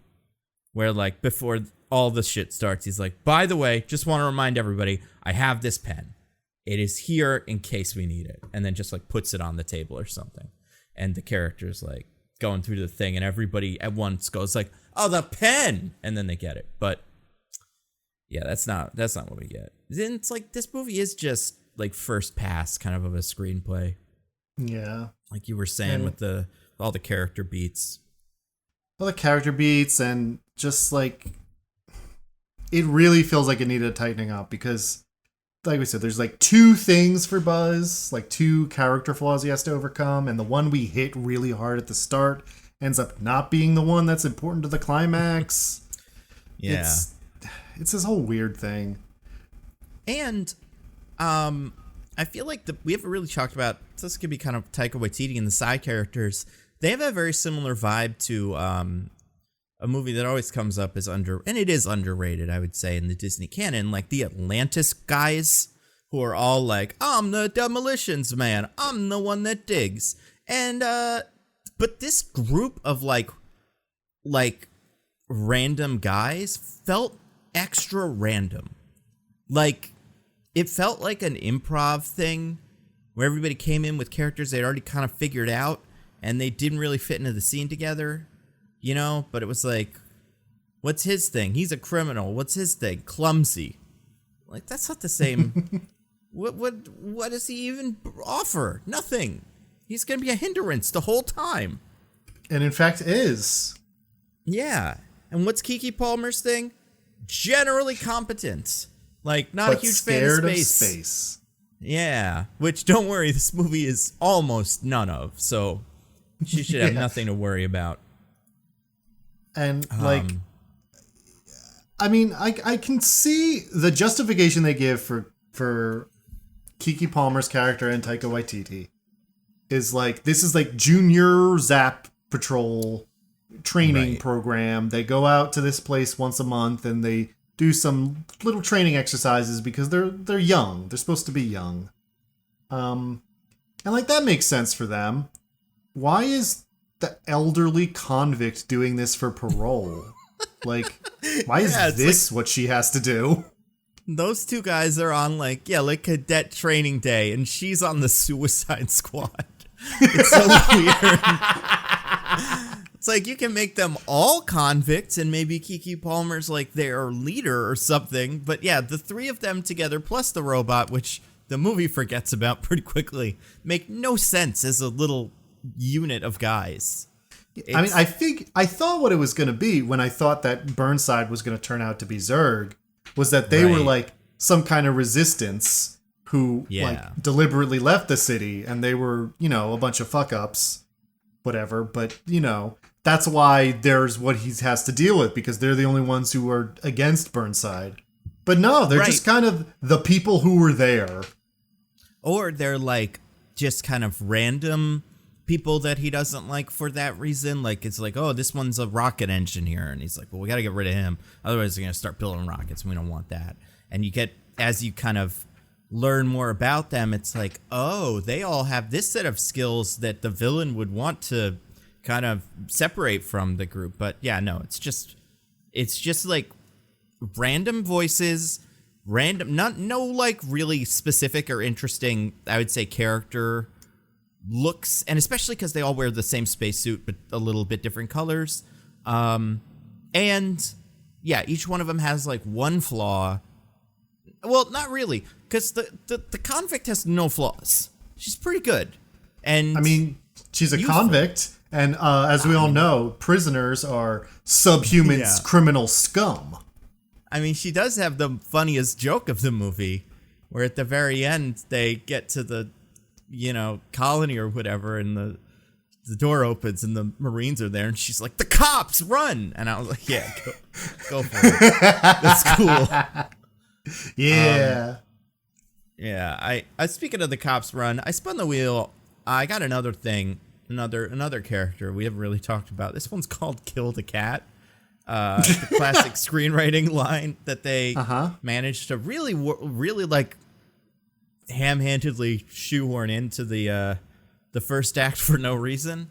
But yeah, Buzz Lightyear's little cat named Socks, which SOX. named after Bill Clinton's cat, I guess. Is that like a name people give cats a lot?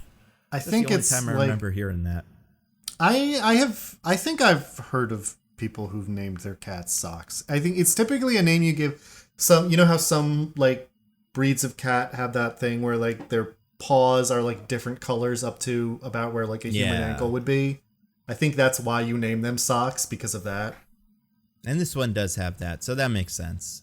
But yeah, he has a cat that's his little robot friend. And it's for the children. I don't know. Yeah, it's for the children. It also has the other funny line when it has the little blow dart in its mouth. That's kind of funny. That did make me laugh, yeah. Especially because he does the blow dart to a guard and Buzz is like, "Wait, you can do that? Wait, was that for me?" Yeah. I was like, that's actually a good point. Well, that and the line that the cat says after it, which because it's happens twice, is "I bought you 5 minutes." Very funny. Otherwise, the cat is just, it's funny that what if a cat was a robot, because it says like beep boop beep. Sometimes it says beep boop beep. Sometimes it says meow meow meow. Kind of wanted one or the other. Kind of inconsistent. Yeah. I think he doesn't really have much of a personality beyond being generally helpful. Yeah, and like kind of like an annoying robot a little bit, where it's like, but not really, because like there is an annoying robot in the movie that is his autopilot thing, which I think is named Ivan or something like that. Yeah, but they say it's an acronym that they say what it stands for at one point. I don't remember. Yeah, but in this, it's like the cat is just like another one of those, but it seems like it's mostly for like therapy, right? Like that's why they give it to him. Right, it's like an emotional support pet. Yeah, which is extra weird, because then when he comes back from his mission, they like take it away. They're like mad about him having it. It's like, they're like, don't think that's how you're supposed to deal with that. Yeah, they're like, we're decommissioning those robots, so we've got to kill it right now. Be like, why? What does it matter? And that's what it is. It's like, and it is just, the cat has to be killed because of rules, and the cat has also solved the equation. Those are just like coincidences. That's the thing. That's another thing that would have been made a lot more sense in the Burnside is Zurg version of the movie, because it could have been like he knew that the cat had figured that out, and so he was trying to decommission it before it could tell Buzz. Right, yeah. And also, if you're decommissioning the cat, don't wait until he gets home. Just tell him you already did it, unless you decided to decommission it that day. Or I guess the cat was with him. Was the cat with him? No, the cat, that's why the cat was able to figure it out, because it stayed there, and so it spent all those years working on the problem. Yeah, the cat only went on the last trip with him. So yeah, I don't know. The cat was also voiced by someone named Peter Sohn.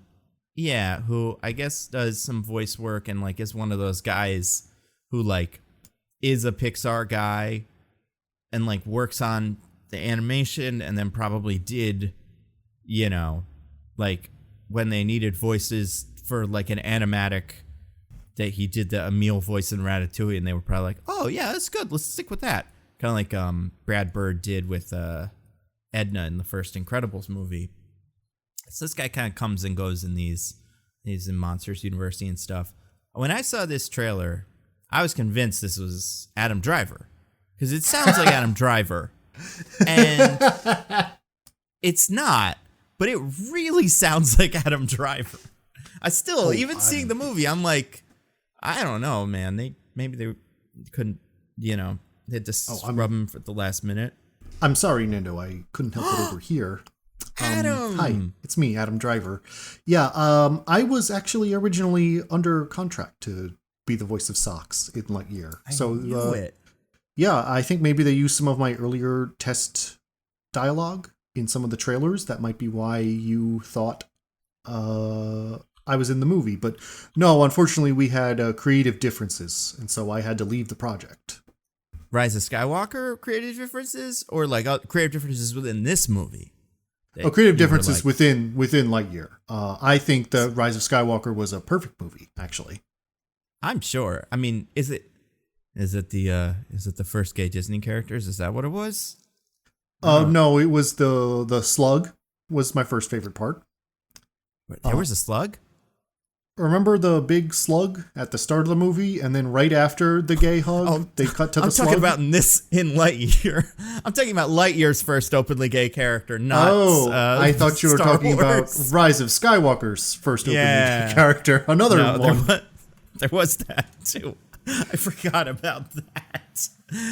No, what was it? What was your difference of opinion, then, with the Lightyear original script? Or final script, you see... when we were concepting the character, they had originally pitched it to me that instead of a cat, he was going to be a kind of large pulsating squid creature of some kind. Oh. And I thought that was very important to the character. But unfortunately, they decided to go in the direction of the cat, and I found that to simply be a bridge too far in terms of my creative sensibilities. That's fair. That is, I mean, it would have been cool if it was a squid. I think that would have been pretty cool. I think we can all agree.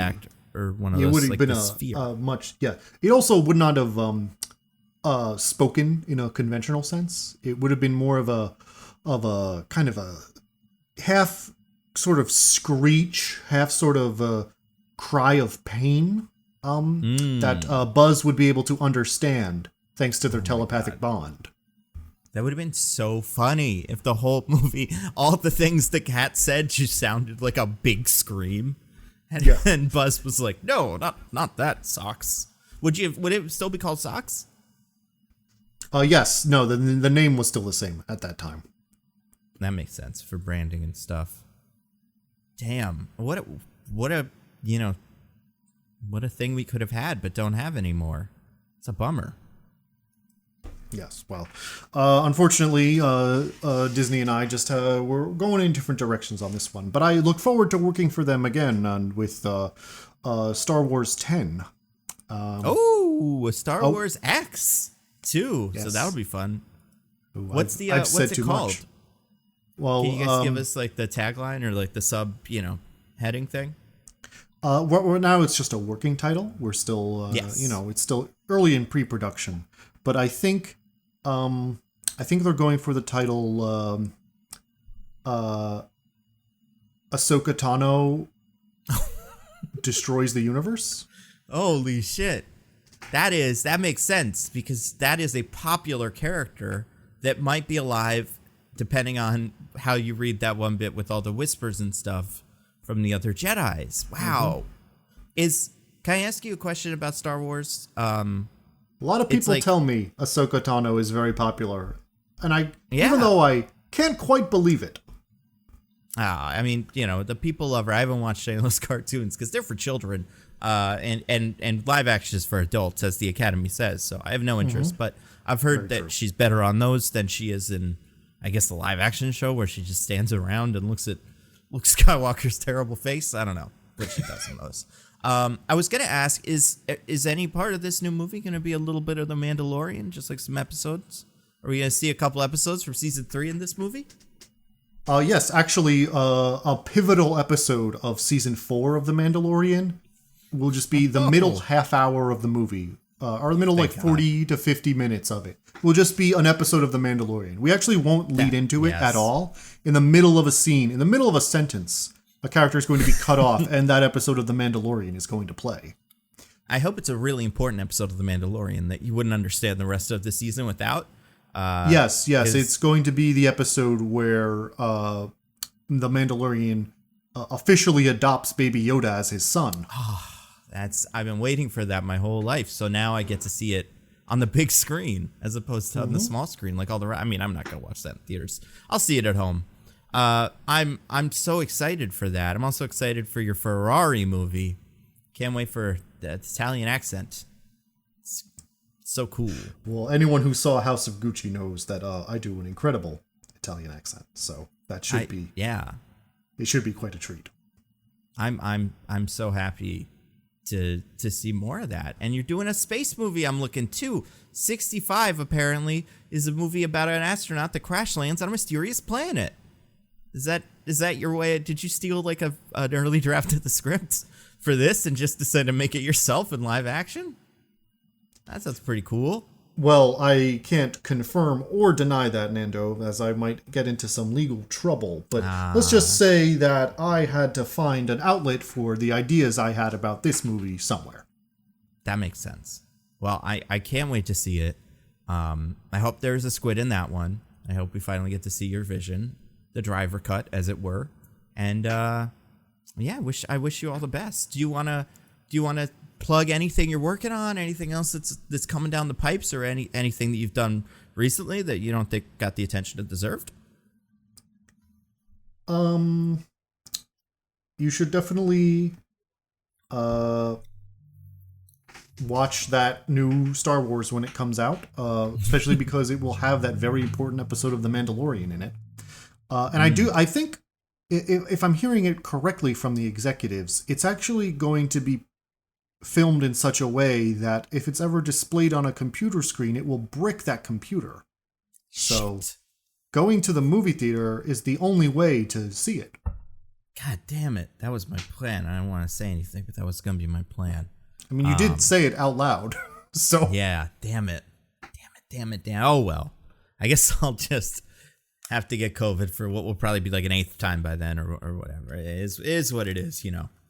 Oh, yes. I would also like to plug COVID. Disney is actually, we're going to announce a big partnership with COVID pretty soon. Interesting. I've seen, you guys open those parks real soon. So that makes sense. This has been in the works for a while, I guess. Yeah, it was one of the concessions COVID asked for. Wait a second. Is this just a way to get the theaters closed before the Avatar movie comes out? Oh, Disney. I knew it. I don't know what you're talking about, Nando. Please, you may notice the red dot on your forehead right now. I think you know what to stop talking about. Is all right. Say. Well, thank you so much for coming, Adam. Let Diggins know you climb back out the window or however it is you usually get to the podcast. It was wonderful to have you. I liked The Last Duel, by the way. I think it was good. Thank you. Yeah, I thought it was underrated by the public. So underrated. But, I appreciate that. Yeah, I'm climbing back out the window now, so I'll see you next time I happen to get mentioned. All right, bye-bye, Adam. Diggins, you'll never believe who was just here. I know, I just saw him climb out of my window. Oh, yeah, that's right. He told me some things that they will upset you, based off of what you've told me about your feelings on the Book of Boba Fett. So, I will leave it there. But I did spin the wheel again. Speaking of the wheel, and it landed on a thing that I've kind of wanted to talk about because it's so important in the movie, but not really that important in like the actual, like in the movie. The movie doesn't really care about it, but I just want to bring this up. The wheel chunk is just teleporters. You could teleport in this movie. Yeah. You know? You can teleport with the weird future technology that future Buzz just found. Right? Like, do they still have that, or did it explode on the ship? I guess it's all gone. Know. I feel if I was Buzz, I would probably be a little more curious about all this crazy future technology. Yeah. I might be like, if we, instead of blowing all of this up, if we kind of like got it, I bet there's a lot of cool stuff we could figure out and do thanks to all this future technology. That might even make the Space Command thing at the end makes sense if it's like they're using the future Zerg technology, and that's why they're so good at space now. Yeah, I mean, if you were Buzz Lightyear, you could take one of those, like, because it seems like the way the teleporters work is there's just like one little pad in his ship that all the teleporters go to no matter where you are or what you do. You could take that pad and just fly back to Earth in your light speed ship and then everybody could teleport back to Earth with the little discs. So Yeah, easy. is there a limit? Is there a range limit?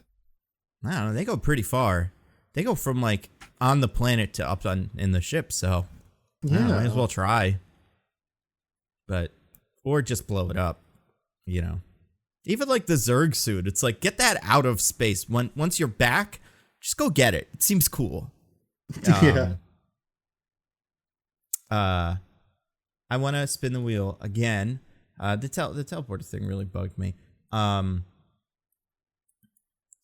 This is one of yours, Diggins. It is the man's name is Lightyear. I think this is important. This is both a minor point, a minor little nitpick, one might say, and also an invitation to discuss the larger issue at play, which is so a key plot point in this movie is that every time Buzz tries to do the hyperspeed, he experiences time dilation because he's getting really close to the speed of light, which makes everything relative, like time to him relatively is going much slower than it is for everyone else. So he ends up being gone for 4 years. This is an extremely, well, I was going to say an extremely well understood phenomenon. I guess that's not entirely true because, we can't go the speed of light, so we've never really experienced it. But it's an extremely well theorized phenomenon. And very well known, even, because it comes up in fiction a lot because it's kind of cool. This is a thing a lot of people know about. Time goes slower for you the closer you get to the speed of light. That was part of Einstein's theory. Right, yeah. Now, it's also worth noting that the term light year refers to the distance that light travels in a year. That's right. Which is very tied into the whole speed of light and relativity and all of this stuff we're talking about here, right? Yep. So Buzz Lightyear knows so little about relativity that he's surprised by the time dilation in the apparently common and widely available hyperspeed technology they have. Yeah. I don't know. It's really weird because he is like, I mean, and like you figure just to like make the ship go, you would have to know so much science that would come up, like. Yeah, and it's not. I feel like you as a society don't get to space travel and stuff before you figure out just the speed of light thing, light years and all that. And it's not like he's some meathead pilot or something. He's like, when the first mission starts to go wrong, he like does complex mathematical equations to figure out exactly how to get it back on track so he doesn't have to lose the ship. That's right. Like That's he knows math and science. He's talking about the speed of light in terms of like point whatever percent c. C being the mathematical term for the speed of light when you're doing like equations. That's what the E in E equals mc squared is. It's the speed of light. So like, why does he not know that's gonna happen? It's a great question. Everyone else even seems to know what happens because no one is surprised when he shows up. He shows up 4 years later and everyone else is like, oh, cool, you're finally here. Yeah. That's a great question. Is he just...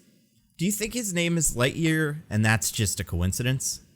Like... I mean, I guess. That's like that's the German for like, beautiful hair or something, and his family's always been named that. And he just like happened to also be a space. Maybe that's why he got into space. He's like, oh, Lightyear. I've heard that's a space word. Maybe I'll do that for a job. I don't know. Maybe it just doesn't make any sense to me why he's surprised by this. I also wanted to say also that as far as the time dilation thing goes, I thought the movie was going to be, and I think the movie would have been much better if it was, one jump.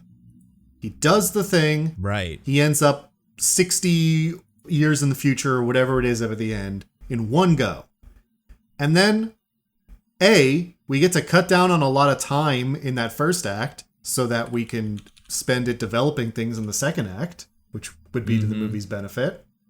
B, it makes a lot more sense that he's like, oh no, I've ruined everything. My friends didn't get to have lives because of me. Like, because he sees her having a life over a series of days for him. But, like, he sees her get engaged, have a wife, have a child, be happy and fulfilled, and, like, talk to him about these things. She even gives him the same thing earlier where he's like, oh no, you didn't get to have a life. And she's like, what are you talking about? Yes, I did. Yeah, and I feel like when I saw the trailer, that's how it made sense most to me. Because he gets to the future and he's like, who are you? You're Hawthorne. And she's like, I'm her granddaughter. And it's like, oh my God. But like, yeah, that works if there's one jump and it's a big surprise, kind of like an Interstellar situation. Even in Interstellar, they knew it was going to happen, but it was still like once is plenty. But yeah, he does it so many times. You figure by the end of by time 10, he'd be used to it. And like, it bum him out, but like, yeah, these are days weird for him. But he wouldn't be like seeing a thing that says Hawthorne and being like, what? Her granddaughter? That's crazy. Right? And maybe the way you would do that then is like, well, that wouldn't make sense though. Like he could do a lot of runs, but just in a row without, like talking to ground control. I don't know. But it is really weird that the movie does both of those things. Didn't like it. Like has the surprise granddaughter thing, and also obviously she's like, that's something he's been watching happen for a while. Yeah. It sucks. I'm going to spin the wheel again. There's two more left. One's a really important one and one's not that important. So I hope it gets a not that important one. Yes, it did. Okay, Diggins, this is one of mine. You ready for this? I'm ready. It's called Hal, It's Also About Locusts. We're back, baby. It's about bugs again. For some reason, it's like the flood from Halo is in this too. I don't know why. Also, it's not important. But also, yeah, they're not that important. They're just kind of like why the planet kind of sucks. Yeah, it's really weird. Can I say? Oh, yeah. You go first. You go first. This is your wheel. It's dumb. It's very dumb. Yeah. That's all I got is like, I remember seeing it in the movie, like getting to that point and being like, why the fuck are we doing this? That's not how these go. Like, that's not what this is about. It's about robots, right? But no, it's about all that stuff. My third, well, this was actually the first one, but the third one I'm mentioning on this podcast of me going like, oh, this is what the movie is going to do. And I'm wrong, but I like my version better.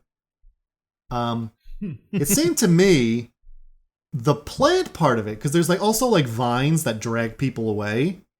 Yeah. It's like we never see them really trying to hurt anyone. They're just dragging people. So I was going to be like, oh, the real alien intelligent like life form that they were detecting here is like at the center of this plant thing. Like maybe they're plant people, or there's this like hive mind down there that it's trying to bring them there so it can talk to them. And that's going to end up being a big part of the movie. And they just they're misunderstanding what this is. But no, there's just vines that drag people away, and they quickly go from a threat to just a nuisance, and they never matter. Yeah. There's so many concepts in this movie that like the movie keeps like introducing and dropping and introducing and dropping, and it's like there's robots. This is a movie. It's a sci-fi movie with light speed travel, robots, teleportation, evil vines, and hostile planet, the flood, like a little race of monster guys. Like there's just so much shit. It needed less stuff. Maybe it's like another one of two less.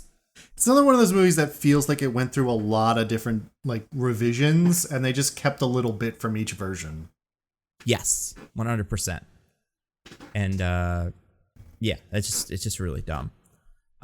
There's one more wheel. I'm gonna spin it anyway, but it is this is one of mine, but it's also kind of one of yours. Do you remember what the spaceship was named? Which one? I guess his main one, I think. The FL1 or FX1 or something like that. You're close, I think. I believe the spaceship was named XL. That sounds right. Now, I don't know if you're familiar with the cartoon that this movie is not as good as, but that was the name of the evil XR played by Bobcat Goldthwait. That was an amalgamation of a bunch of robot parts. You're right. I forgot he was the evil one. Yep. And he had like a little red face, whatever. I'm so like, that was the only time that I was like aggressively reminded of the cartoon and was like, fuck, the cartoon was funny, like, and cool. And it had like different robots and shit. And this movie didn't have that. And it is so crazy how much the cartoon is already a thing. And there's the cartoon movie, a Buzz Lightyear Star Command. Mm-hmm. And they just like made this, and it's different, but kind of similar, but not like a remake of that. And it's just like not as good. And it's like, it's so weird because they're saying like, they eventually clarify. It's like, yeah, this is the movie that Andy saw that made him like love Buzz Lightyear. And the cartoon version was just like some other continuity they made later. You know, like the Ewoks or Droid series from the 80s of Star Wars. I'm like, wow, first of all, insulting comparison. Yeah. Second of all, it doesn't make any goddamn sense because this is not a movie for children. This is not a movie a kid in 1995 sees and is like, this is my entire personality now. But the cartoon show is. It's a thing aimed at children with big, colorful aliens and space fights and an evil villain who's hamming it up all the time. It's exactly the kind of thing a kid would get super excited about. Oh, yeah. This isn't... Sorry, you go. I was a kid and I liked it, and I'm probably... Yeah. Andy's probably older than I was in 1995, but, like, not by that much. You know? And it's you know what? The cartoon didn't come out in 1995. It probably came out in, like, 1998. So I was probably exactly the same age as Andy when he would have watched this in theaters in 1995. Yeah, it's like, it doesn't make any sense as the original movie that the other stuff is based off of. This is like the Disney reboot later that's trying to be more realistic. That's what it feels like. 100%. And it sucks. It's like that, the fact that there is already a version of this, and it is worse, like, not like worse, because there's, you know, it's not a terrible movie, but it's like not as worse at being the thing it says it is. Exactly.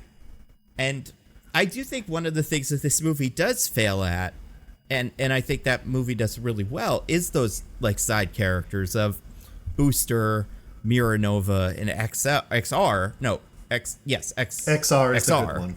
Yeah.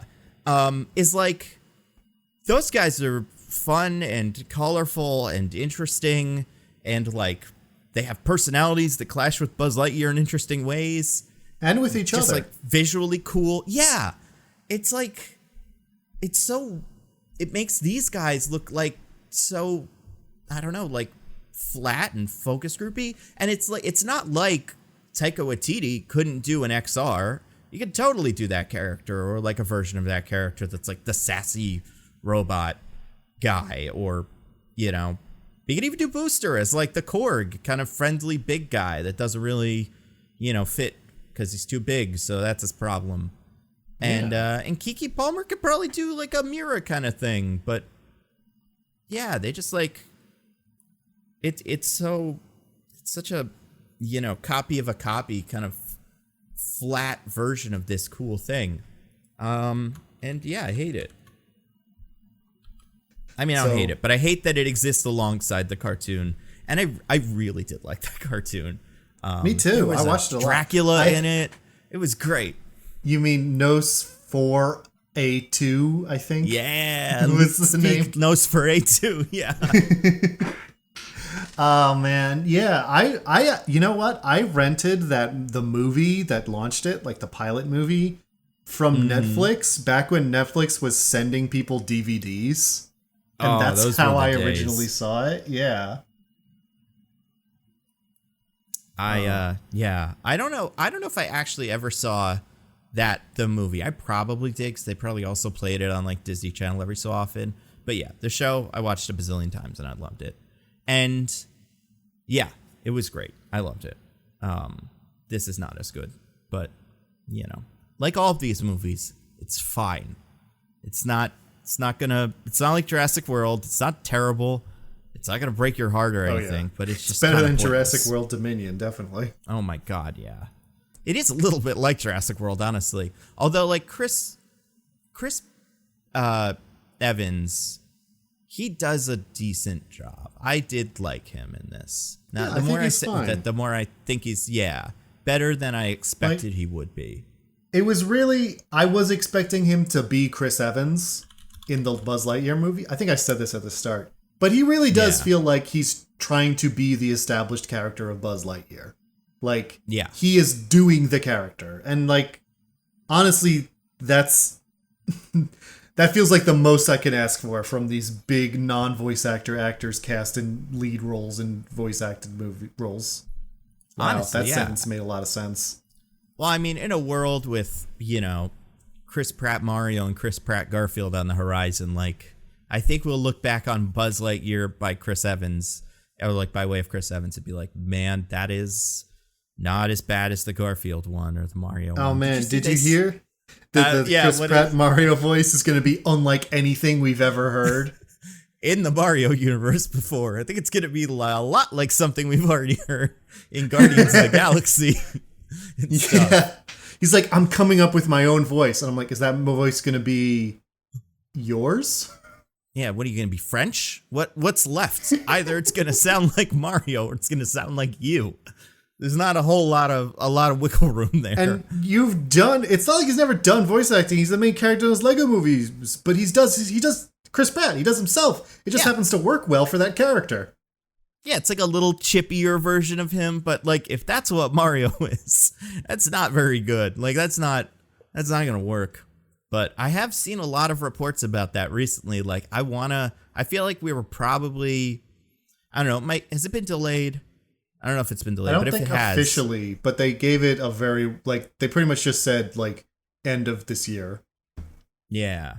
So if that's true, you would expect we get a trailer kind of soon or some sort of like little teaser to get some hype going. And man, that is not going to be a fun day online, but it will be actually. It'll be like the day the Cats trailer came out, maybe. Oh, yeah. I don't know. A holiday as far as I'm concerned. Yeah. So, yeah, I don't know. What do you think? So what do you think about DJ? You think he's going to hate this, love this? Well, I mean, what's in the middle between me and you? That's true, because that's what he would end up at. Well, we kind of agree. So I guess he would end up either at the exact same place, or there would be some kind of math overflow error, and he would be sent into the stratosphere or into hell of either loving or despising this movie. Yeah. I could see, the only thing I could see that maybe differs, I could see DJ enjoying the Taika Waititi character a lot more than I did. And the sandwich thing, which we haven't talked about, but is this really weird gag that doesn't make any sense. Mm-hmm. And you know what? It's a bunch of sandwiches. So in the space future that Buzz finds himself in, they eat sandwiches, meat, bread, meat, or, basically just reverse sandwiches. And they're all like, what? Who would ever eat them the other way? And it's like, you're her granddaughter. Like, at worst, right? You would be like, that's how old people eat their sandwiches. Yeah. This movie feels like it's written where he goes 1,000 years into the future or something. Like the time machine. It's also such a weird thing to be like the one cultural thing that's different. Yeah. That's always the problem with these. Like, these characters talk and act all the same way, except for like a couple of, like 2 small differences for gags. And it's like, if you're going to do that, you reimagine their culture in a way that is bizarre and memorable and interesting. Mm-hmm. But no, we just have this one joke that we stay on for a long time. And they're right and he's right. A, the whole sticky fingers thing, that's no fun. That would be awful. That's not good. B, it is a lot of bread in a sandwich. Like, they're right about that. Especially those little flat sandwiches that come from cartoons where it's just one piece of lettuce and one piece of bologna. What about if it's a Scooby-Doo sandwich where we have lots of pieces Well- of bread, but it's also piled high with a bunch of other bullshit? Yeah, that's like a club. I don't mind that. At least, Scooby-Doo needs his energy, he needs his carbs to like do that run where he goes in the air and does spinning feet for a couple of seconds. So That's true. I've done that, and it takes a lot of energy. I have not yet, but I'm working on getting back in shape. I can't do the part where you get off the ground. That's what's killing me. Yeah, that's really the hard part. The part where you hover above the air for a few seconds. It's pretty tricky, but once you figure it out, it's a lot of fun. Yeah. Speaking of things that are a lot of fun, Diggins, do you want to get to our classic segment? I would love that, Nando. I saw a movie this week, Nando, that I quite enjoyed. Yes, you did. We just talked about it. You loved it. Well, You liked the sandwich thing the most. I saw 2 movies this week, Nando. One of them was Lightyear. The other was a different movie. Yeah, what was that? That was a little feature by a director you may have heard of named David Cronenberg. Ooh. What'd you think? So yeah, I saw Crimes of the Future, the new David Cronenberg movie. Great name, by the way. Just beautiful name. That's a cool name. It's about Cronenberg. It is a cool name, though. It's a very him Cronenberg's name. Like yeah. That's one of those names where it's like you hear that name, you picture a guy in your mind, then you see him and you're like, yeah, I was right. yeah, exactly. No, so it's a movie starring Viggo Mortensen, Lea Seydoux, and Kristen Stewart about the kind of vague dystopian future where a lot of things have gone wrong. Among them, people have evolved in such a way that they no longer feel pain, nor do they get diseases. But also people in general, like there are some people at least who are kind of just like evolving out of control. Like our main character, Viggo Mortensen, has this condition where he is constantly like developing new organs. Oh my god. And what he does with that is Lea Seydoux is his creative and maybe romantic partner, not entirely clear. And they do performance art where she performs surgery on him and removes his newly evolved organs in front of crowds. Because now that people don't feel pain or get diseases, you can just do surgery on a kitchen table if you want. Which has led to this very new attitude towards like surgery and bodily harm, which the movie explores a little bit. But yeah, it's actually cool. It's kind of it's been billed as this like really gnarly body horror kind of movie, which I'm not going to say it's not that entirely, but I don't think it's quite as gnarly as like people have been saying. It's certainly, maybe I'm just desensitized to this sort of thing, but so like if you are like really sensitive to like say seeing organs or looking at some fucked up people, then you might have some trouble with it. But if you're like, I'm generally okay with horror stuff, but I've heard this one's especially bad, nah, you're fine. You can see it. Okay. It's, except for one moment, which I don't want to spoil, but that one moment got me, and I'll tell you off mic because it's bananas. Okay. I'm excited. But no, it's this kind of like dreamy neo-noirish sort of movie. That's sort like, it does have a plot about this kind of conspiracy of this like underground group of people who want the evolution to happen that the government is trying to stop, and they like are able to eat plastic. What? Yeah, and they want Viggo Mortensen and Lea Seydoux to do an autopsy of one of their members who died so that people can see that it's a natural process and like they just evolved to be able to eat plastic, and like that's the direction people should go in. But Viggo Mortensen's kind of working with the police to shut them down because he thinks the evolution is gross. Yeah. I mean, That's- I don't know. Maybe it is. Maybe it's not. But I I'm mean, not a fan so watch far. watch the movie Yeah. to see where you end up. But that's like the plot. But I would say the plot is almost beside the point. It's very much a vibes-based movie where you just kind of watch Viggo Mortensen flit from scene to scene of people kind of existing in this grungy, vague dystopia.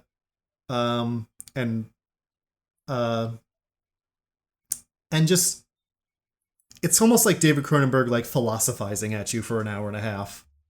It's very interesting. I enjoyed it a lot. I it's one of those movies where someone told me like, I didn't like it. I'm like, yeah, okay, I get it. It's one of those ones you have to vibe with. But if any of that sounded like something you would want to see, I think you should totally check it out. And it's available on streaming now. You have to rent it, but it is available not in a theater. So you can go check that out on Amazon and other places probably. Cool. So that's my rec. What about you, Nando? I would recommend. So I've been watching a couple of things recently. So I haven't played any new games or watched any fully new movies, but I have really gotten into two things. So, well, one thing is the thing that I really gotten into is, and I recommended this last week, but I feel like I've watched like way more of it. So I feel like more emphatic about For All Mankind, the What If the Soviets Made It to Space Before Us show on Apple TV Plus, because it is incredible. The Soviets did make it to space before us. That's true. Both that's a very good in terms point. of sending up a satellite and sending up a man. We only won to the moon.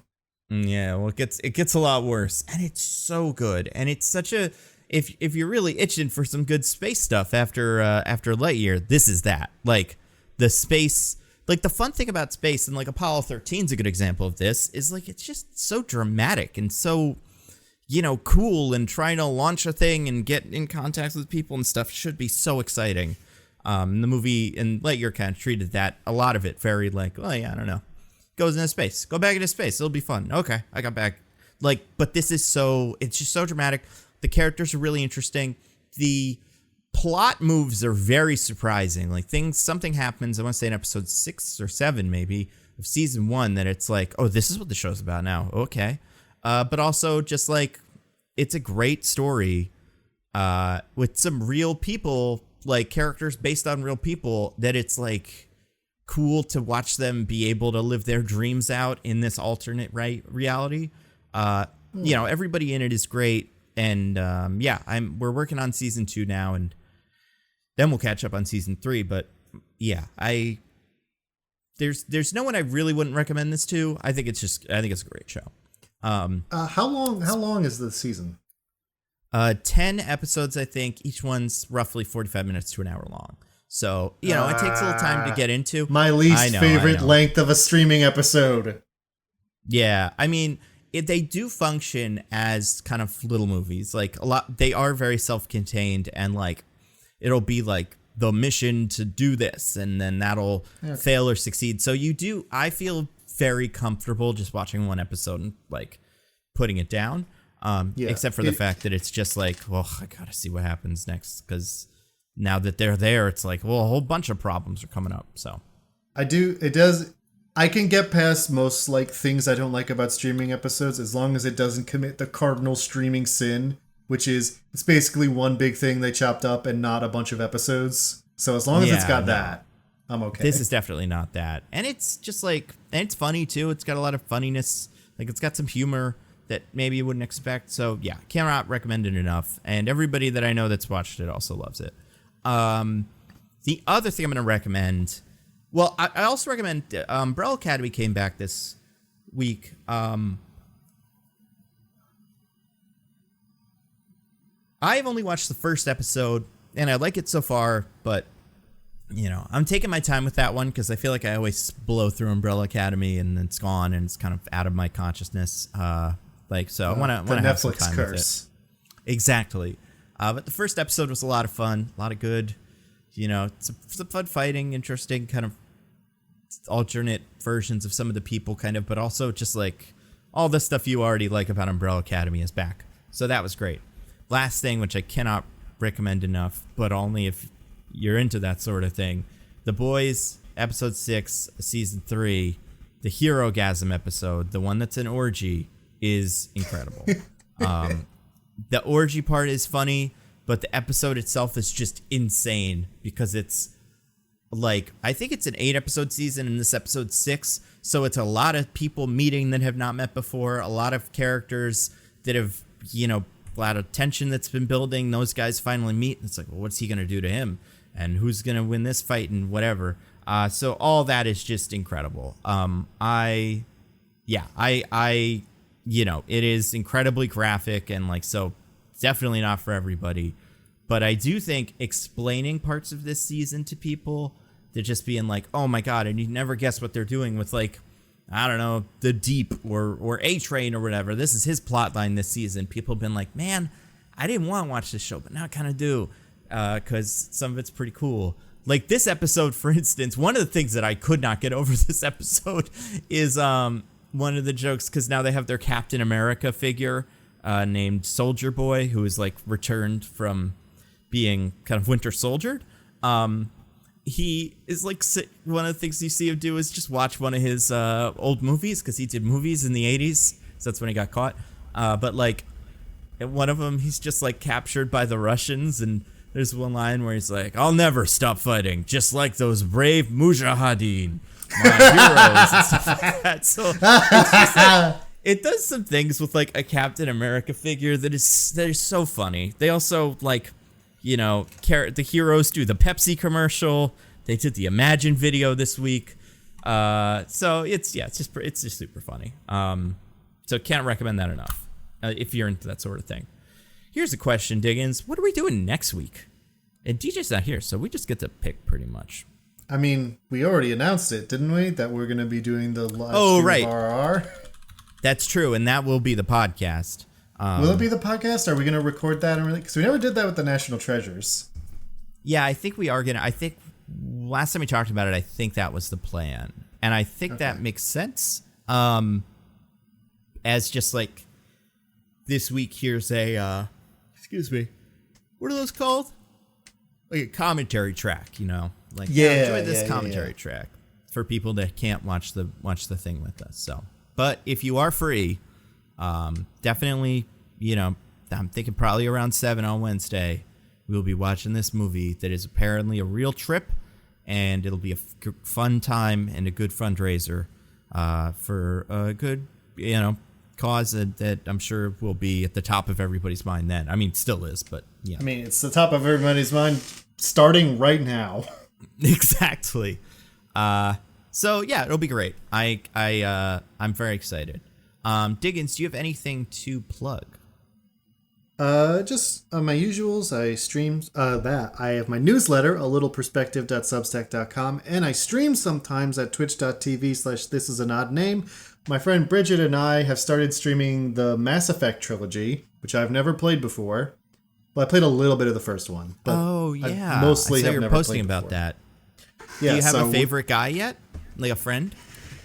We haven't really met most of the friends except for the universe's most boring man and the space racist. So I'm hoping they get better than that. I don't remember who that one is, but I only played 2 and 3, so I may have not met that guy. So, the names are Caden and Ashley. Ashley sounds familiar. I'm not Caden sure.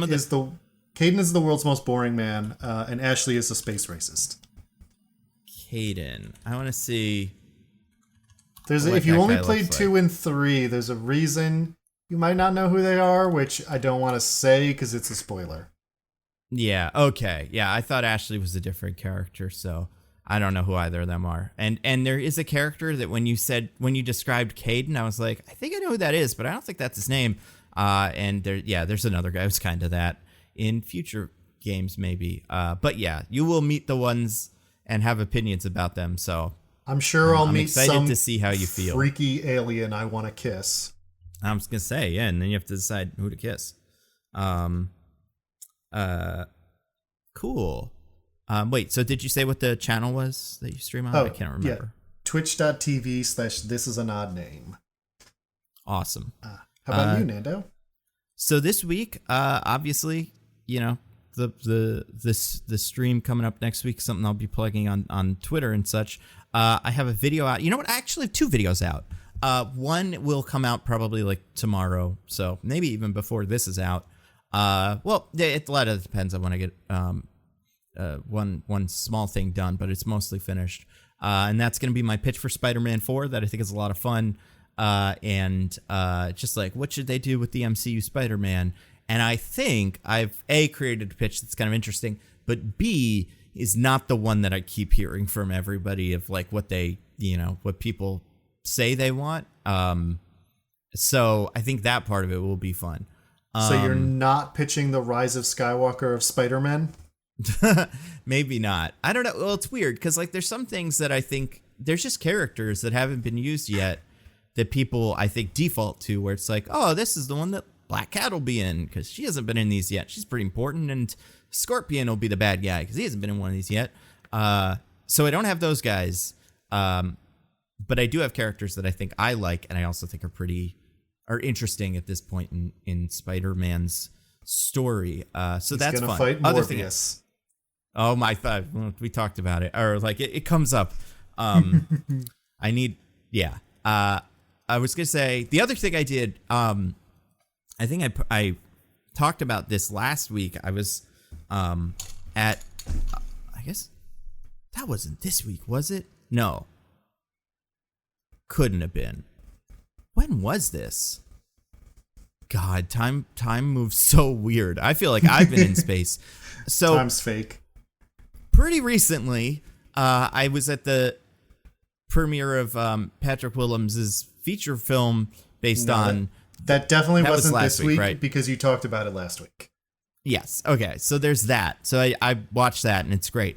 I made a video on Nebula, the streaming platform that we have, that is part of a series we still do, but like I used to do more of. But it's like one of those things where it's like, well, you've done a few, so other people should do them.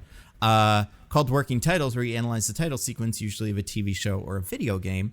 But I did one about that movie's title sequence, specifically the song that he chooses in it, and why that's an interesting pick for that movie. And it's fun, and also I think I figured it out, what like it's a reference to and why. And it's not a particularly good reason, but it's an interesting thing to talk about. So it's fun. I liked it, and you can watch that on Nebula if you have that. I think it's just called like Working Titles, Night of the Coconut or something like that. So that's it for me though. Next week, RRR. What do the R's stand for? Do they translate in English to something? Yes. Rise, Roar, Revolt. Okay, cool. All right. I like that. Until then, everybody, I have been at Nando V Movies on Twitter. I'm at This Is an Odd Name. Goodbye, everybody. Goodbye. Bye. We love you.